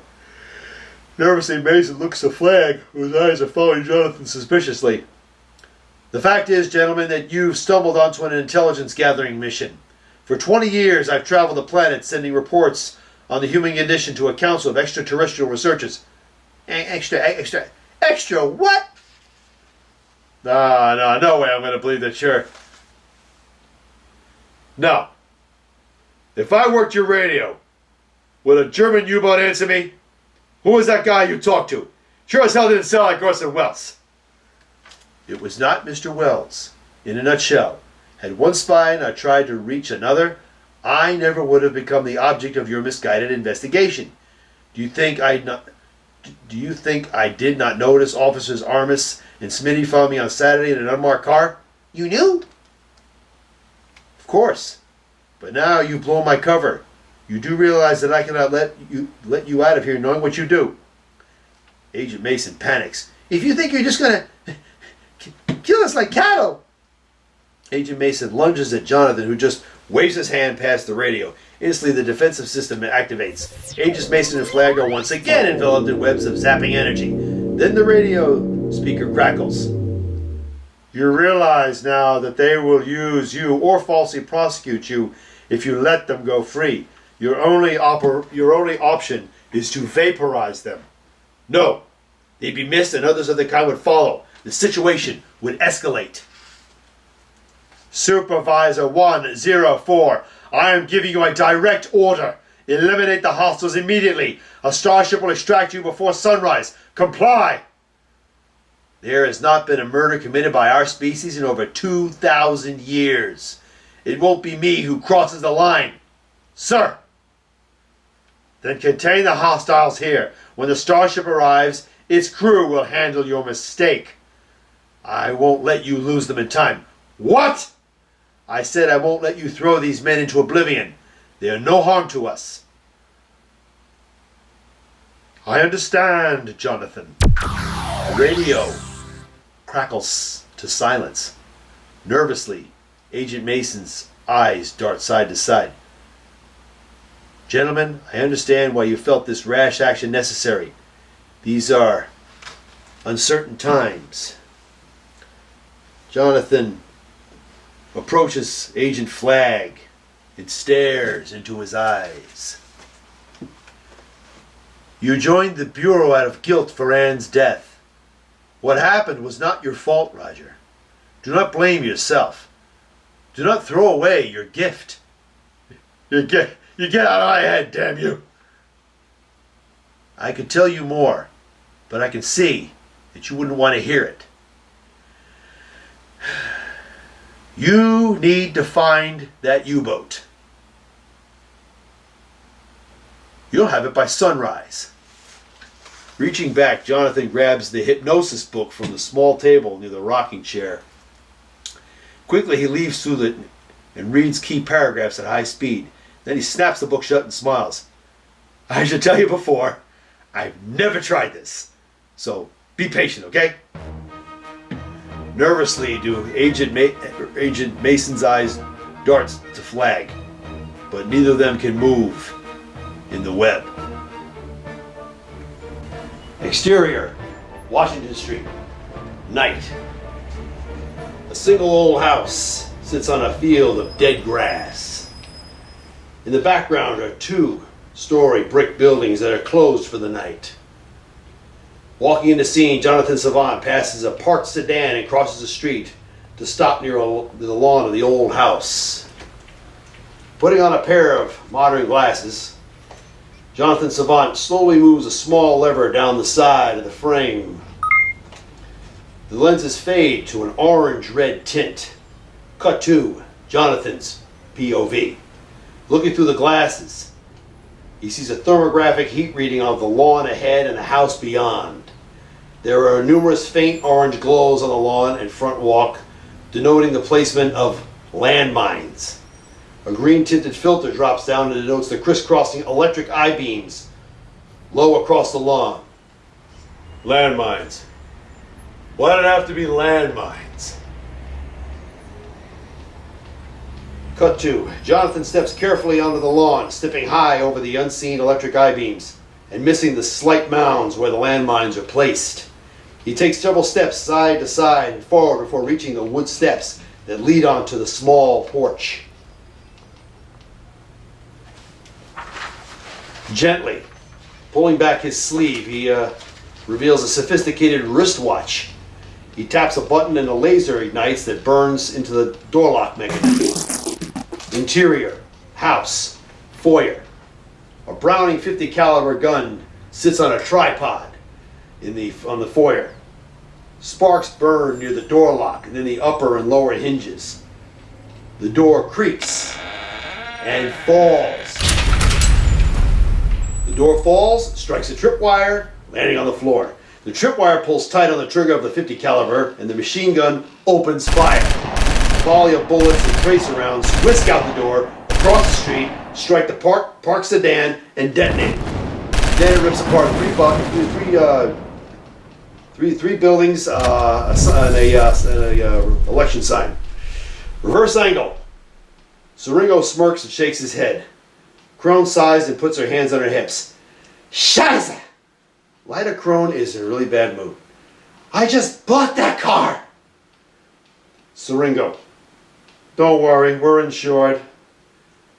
Jonathan Savant is heard off screen. Your policy has been canceled. Jonathan Savant moves into the foyer, raises his hand and casts off a wave of energy that sweeps towards Siringo and Crone, then flutters by. Wasting no time, Siringo and Crone draw back their Sleet Luger pistols and try to squeeze the triggers. Nothing happens. Siringo yells, "What are you?" Lyda Crone is just trying to pull immediate action on her pistol.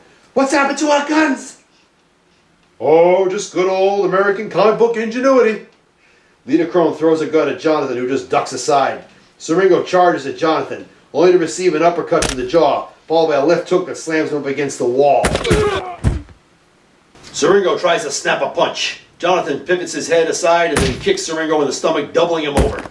Before Siringo can stop coughing, Jonathan kicks him in the head and sends him flopping on his back, bloody and dazed.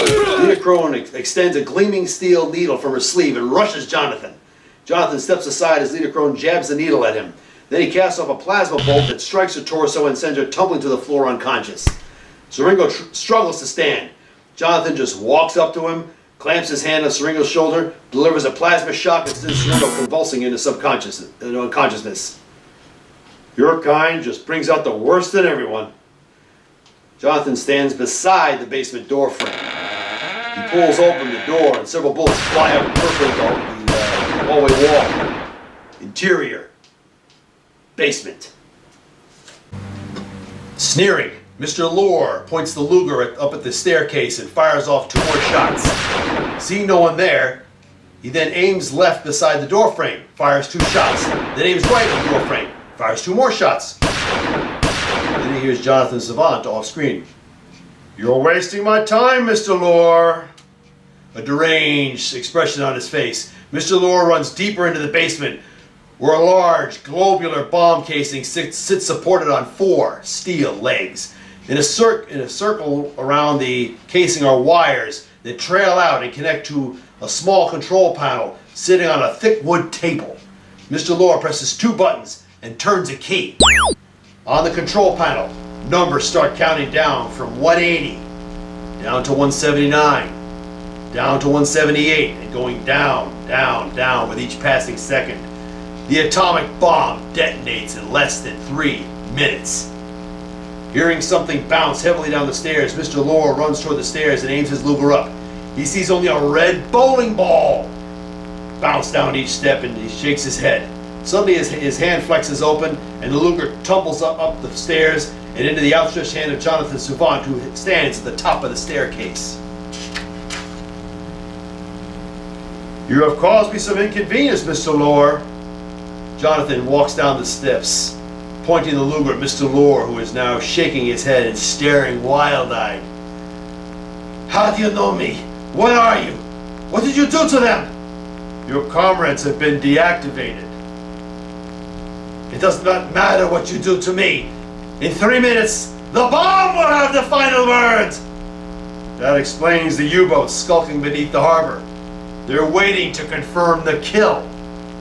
Jonathan Savant steps off the stairs, and Mr. Lore stands there, trembling with rage. "Why should Germany test its first atomic bomb on its own soil? Better to test it on the intended enemy." "There is a fiendish logic to your plan, but why Boston? Why not Washington, Manhattan, Chicago?" "Your government has a think tank in Boston composed of Germans who turned their backs on the right to work for you. They will be punished this night." "Are you ready to die here, Mr. Lore?" "Tomorrow the Fuhrer will say I died a hero. What little will your president say about the lot of you? That you were casualties of war? Collateral damage?" What kind of ruler demeans their citizens to the point where they devalue their own lives? Is Hitler the man you throw your life away for? Or are you unafraid to die because you've lived a life in fear? Fear! Fear is for the weak! Then tell me something, Mr. Lore. Which one of us is sweating, seething in anger, and clenching his fist? Mr. Lore looks ready to crack. "Sacrifices must be made for the future of the Third Reich!" "Think about the bomb, Mr. Lore. How do I disarm the bomb?" Grabbing his head and staggering, Mr. Lore struggles to stand. "You get out of my head! Or else!" "How do I disarm the bomb, Mr. Lore?" "You have one minute to oblivion! Heil Hitler!" Mr. Lore rushes Jonathan, grabs the Luger out of Jonathan's hand, puts it to his own head, squeezes the trigger, and the hammer clicks. The Luger is empty. Extending his forefinger, Jonathan just jabs Mr. Lore's forehead, delivers a convulsive shock, and then sends the lunatic crumpling to the concrete floor, unconscious. Boring conversationalist. Stepping around the spherical atomic bomb, Jonathan reaches out to the control panel. He turns the key, but it won't come out of the slot. The timer reads 58 seconds. Instinctively, Jonathan grabs the knob on the side of the timer, tries to force it back. It won't turn. The timer reads 49 seconds. His fingertips feel a hairline separation going all the way around the top of the spherical casing. Grabbing a wrench from the nearby work table, Jonathan puts the teeth of the wrench around a large lug nut, then begins turning it rapidly. He pulls out the lug nut and tosses it under the table. The timer reads 30 seconds. Grabbing the top of the core, he gently unscrews it and retracts it up, being careful not to touch the red impulse conductor circuit surrounding the shaft. His sweating fingers cause him to drop the core back into the spherical bomb casing. Rapidly, he rubs his fingers down his pant leg to dry them, grabs the cord again, unscrews it, slowly lifts it. The bomb emits a loud beeping sound. The timer reads 20 seconds. Jonathan slowly pulls the core stainless steel shaft up from the spherical bomb casing, while the beeping emits faster. The timer reads 10 seconds. Jonathan pulls the core up and away from the red impulse conductor circuit housing it. The timer reads 5 seconds. The bomb emits a high-pitched whine. 4 prongs jut out from the sides of the core. The whining subsides, and the bomb goes silent. Jonathan looks at the core in his sweaty hands and smiles. Gently putting the cord down on the work table, Jonathan grabs the wires encircling the bomb's casing and yanks them off one by one. I wonder if Albert knows about this. Sliding a circular disc grenade off his belt buckle, Jonathan taps it with his thumb and then illuminates electric green. He then drops the disc grenade down into the open bomb casing and then steps back. Slowly, an odd bluish green glow radiates from the spherical bomb casing till it envelops the entire casing. Jonathan steps back and shields his eyes. The disc grenade detonates, causing the bomb, wiring, core, control panel, even the table to flash out of existence, leaving no trace. Fatigued, Jonathan drops onto a step stool and sits for several seconds. He rubs his sweaty hands together, shoves his hair back and exhales. Slowly looking up toward the ceiling, Jonathan shimmers and disappears out of the room. Dissolve to. Jonathan Savant stands under the spotlight, reporting to the three hovering administrators. And then you teleported me here. And you expect that those federal agents will have no memory of discovering your operation? I do. Hypnosis, properly applied, can exert subtle control over minds on some humans. But more to the point, how does 104 intend to explain his actions? Exactly what actions don't you understand, sir? We can accept your unwillingness to follow an order to terminate life. We can't accept that your cover was blown through no fault of your own. What we cannot accept is your influencing young and impressionable human minds. Surely you realize their lives could be changed because of you. Changing their lives could change the path of history. This must have occurred to you. Perhaps you would like to elaborate further, 104. Yes, I would.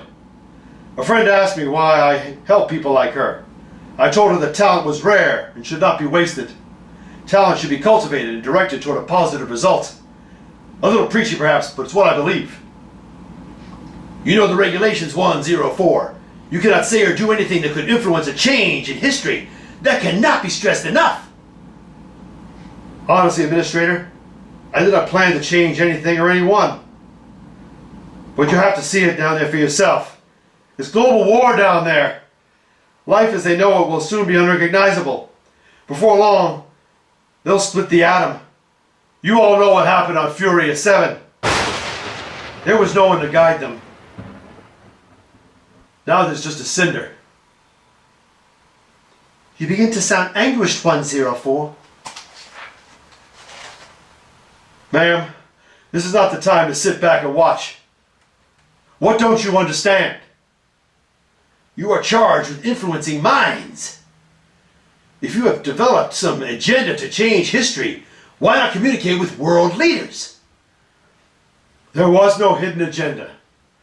And it is forbidden to approach alien world leadership. You wrote that directive yourself before I was even born. So I did. But why literary students? Why artists? Why musicians? Why not mathematicians? Why not physicists, medicals, business, political science majors? Because convergent thinkers too often see everything in absolutes. Human nature is rarely a matter of absolutes. You got a saying down there. It's okay to go by the book until everything goes wrong. Then you have to adapt, improvise, overcome. Marine buddy told me that.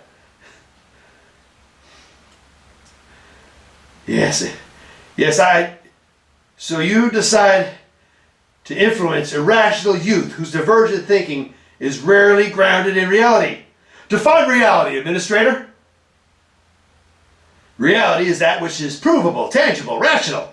That which is based on fact, experience, and both quantitative and qualitative data. Not on Earth. Down there, reality is defined as an idea that a majority of people happen to agree on for the time being. On Earth, reality is always in flux, always changing. I find that difficult to accept. Now tell me, Administrator, is history considered reality? Well, of course it is. It is tangible. its events provable by the experiences of those who witness it. History is reality. On Earth, they have a saying, history is written by the winners. History is written with a bias and accepted as reality. Even if certain qualitative and quantitative data are missing, or worse, corrupted, then from your point of view, there is more than one reality. Yes, ma'am. Convergent and divergent are only extremes. Gets real interesting in the middle. That still does not explain why you influence divergent thinkers. It is the creative, divergent thinkers whose works inspire the convergent. Inspiration begets ideas, which beget research, which beget development. Whatever that development is used properly or not becomes a matter of ethics. Perhaps you want to debate those two, sir. That will not be necessary. I fail to find any purpose to continue your mission on Earth. Those people you influence have no financial, political, or military ambitions. No power. Nothing!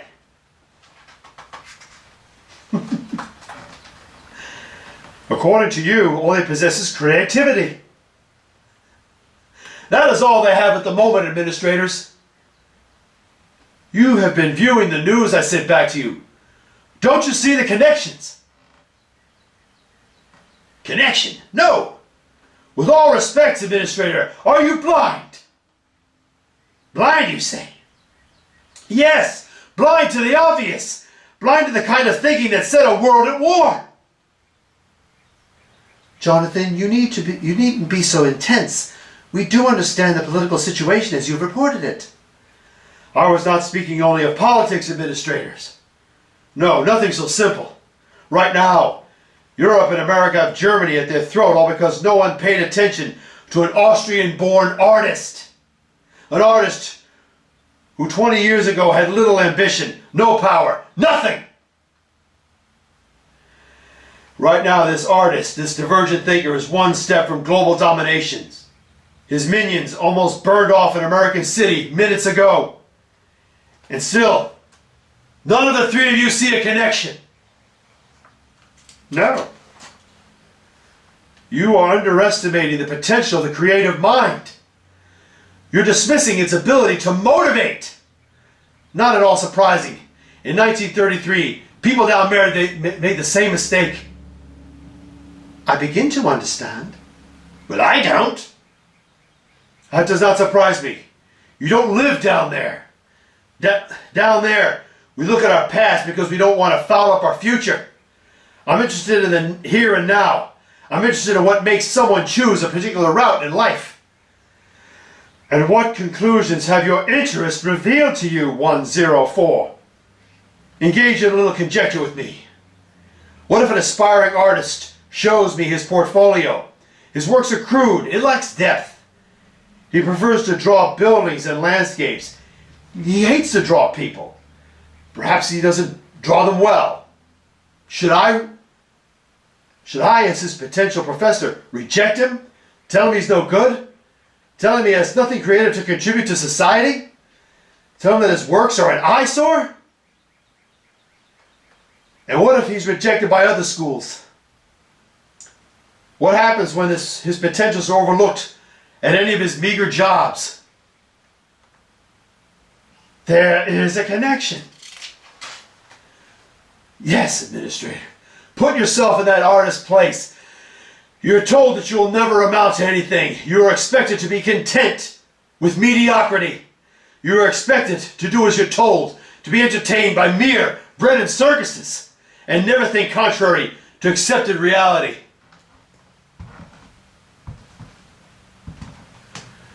But you know you are worth more. You know you have talents to evolve, but the system that exists will not let you. They won't let you. What right have they to stand in your way? You ask yourself that every night until you're nauseated. You begin to make sense. Over the years, this artist is rejected, made to feel inadequate. By everyone, by everything. Then one night, he decides he does not want to create anymore. In that cold and bloody night, he stands in that wet, muddy foxhole surrounded by the scared, wounded, and dying. He realized he must be a capable destroyer just to survive. Carnage and pain become his new tools. In time, he becomes a capable organizer. He later finds like-minded people. He learns to motivate them. He knows what they want to hear. He has found violent depths to his talents. And then a thought comes to mind. If he will not be allowed to beautify society with his old talents, then he will destroy it with his new ones. The next step is to use those people he motivated to rebuild society in his own deranged image. And then tomorrow, the world. You speak of Adolf Hitler. Yes, ma'am, I do. Had someone been on in his past to cultivate his talents, to teach him to express them in acceptable fashion, then perhaps there'd be no Third Reich, no World at War. Now you see the connection. History can be changed in the here and now. All it takes is one person being in the right time and place to affect the life of another. That is my influence on my students. Bottom line, educate them now, or clean up after them later. The third administrator looks to the other two, and they converse in low tones while Jonathan stands in the spotlight. Perhaps a starship could be dispatched to the past. An inspector could be intervene in this Adolf Hitler's youth, redirect his efforts, prevent World War II. Yes, theoretically, Hitler could be cultivated as an artist, taught peaceful expression. No! Annoyed, the administrations turn their attention back to Jonathan Savant. Whatever do you mean, no? Sir, I'm not denying the value in changing the past.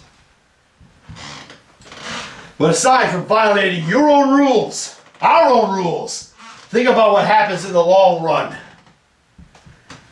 Do we illegally change the histories of unsuspecting worlds just to fit our ideals of how their societies should be? For seconds there is silence, while the administrators look to each other and mutter. Then they look at Jonathan Savant. That is a considerable question you posed, Jonathan. One that we will keep our philosophers occupied for some time. I'll save them the time. What conclusion did you come up with, John? I decided that even if I had a starship, I'd be crazy to set its coordinates for any other time, in any other place, than right now. I've got to live for right now, just like those people down there. The administrators nod their agreement. And with your permission, administrators, I should like to go back home. You will live in dangerous times, Jonathan. Do you think you need any help down there? No, not me, sir. I can get a kid in town. Have a good life, Jonathan. Teleporter. Want to depart. Energize. A shaft of energy spirals down, develops Jonathan, and causes him to flash out of the room. Exterior, space. A crystalline bird-like starship orbits over the eastern coast of the United States. A beam of light zaps from the belly of the ship, through layers of atmospheric cloud and toward the city of Boston below. Exterior, 72 Marlborough Street. Sunrise. A beam of light breaks through the clouds and connects with the top of the building. There's a flash in the living room window of Jonathan's apartment on the 4th floor. Exterior, space. The bird-like starship breaks orbit and cruises past the moon. The twin engines sparkle, glow, and the fabric of space spirals open in front of it, and the starship breaks into hyperspace. Interior, police car, morning. Siringo, Crone, and Laura are handcuffed and shackled in the back seat of the car. The struggling and grumbling causes Agents Flagg and Mason to stir in the front seat and slowly look around. Both agents look back to see the 3 fifth columnists captured with a satchel sitting on the floor of the car. How did we get here? Mason looks back to the three fifth columnists and says, Siringo, Crone, and a Nazi to be named later, I presume. Looking down at the floor of the car, Agent Mason sees a satchel. He lifts it onto the seat, opens it, and pulls out several sticks of dynamite, a map of Boston with numerous circles drawn around targets, including Constitution Wharf, and a black code book with a gold swastika on it. Well, how about that? Dynamite, a target map, and a code book. Talk about incriminating evidence. Agent Mason looks across the street to see the burned up sedan and the old house and the tore up building and the tore up election sign and yeah. I'll bet there's plenty more inside that house. The radio crackles. Agent Flagg, you're gonna love this. The Navy dropped some depth charges and surfaced a German U-boat, big as life, and it just got moored at the Charleston Navy Yard. Agent Flagg grabs the radio mic. Outstanding, Armis. We're at Washington Street and with 3 fifth columnists and a house full of evidence. Squad 1 for the good guys. I'll have reported your desk before noon. Somebody out there likes this. Fade 2. Exterior, 100 Beacon Street. Moments later. Standing on the corner is a newsie holding up the morning edition and yelling at the top of his lungs. Boston Globe! Morning edition! Read it here first! FBI bust dry dock bombers! Captured spies ready to squeal! Crossing the street, Jonathan Savant pulls a few coins from his pocket and buys a Boston Globe for the newsie. He then heads up the front walk of 100 Beacon Street. He is glancing at the front page where the doors fly open and the dean rushes frantically out. John, thank God I found you. We got a real problem. Problem? Yes. The 2 speakers that were supposed to represent the school got stranded in a subway tunnel. They had to walk back 1.5 miles to find a phone. They can't make it there in time. Jonathan's a bit perplexed. Make it where? Harvard. There's a literary symposium today debating the disruptive effects of science fiction literature on the adolescent mind. But we have no one representing our viewpoints. That is a problem. John, I need you to fill in for them.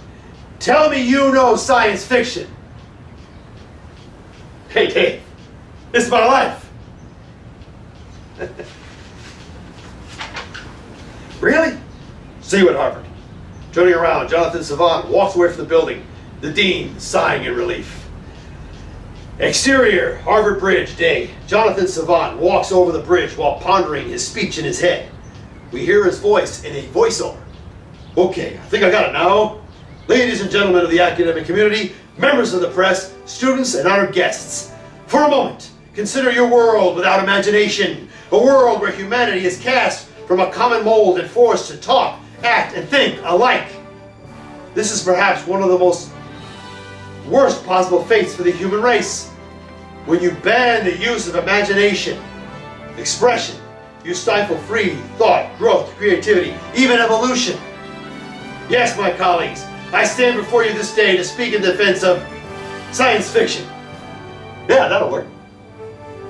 We fade out to a caption dedicated to Gene Roddenberry, 1921 to 1991. Fade to black, roll end credits. Gothamites, I hope you enjoyed A Gentleman and a Scholar. Now you have the chance to decide if this script is green-lighted into production and seen on 3,000 screens across the nation, or you decide to pass and then Hollywood treats you to more predictable remakes, reboots, and reinterpretations that you can easily guess the endings of long before you're halfway through. Leave your decision, green light or pass, in the comments sections of the Gotham Filmwerks YouTube or Facebook pages. Keep in mind, however, that the only person who ever accomplished anything by passing is a pro ball player, and I do not see team markings or numbers on your back right now. In the months to come, more screenplays will be read for future episodes of Gotham Greenlight Theater. Remain vigilant by viewing the Gotham Filmworks or my Edward Joseph Delaney Facebook page. In the coming months, you'll see notice of future episodes, and you need only click on the link to begin watching them. Good luck and good hunting.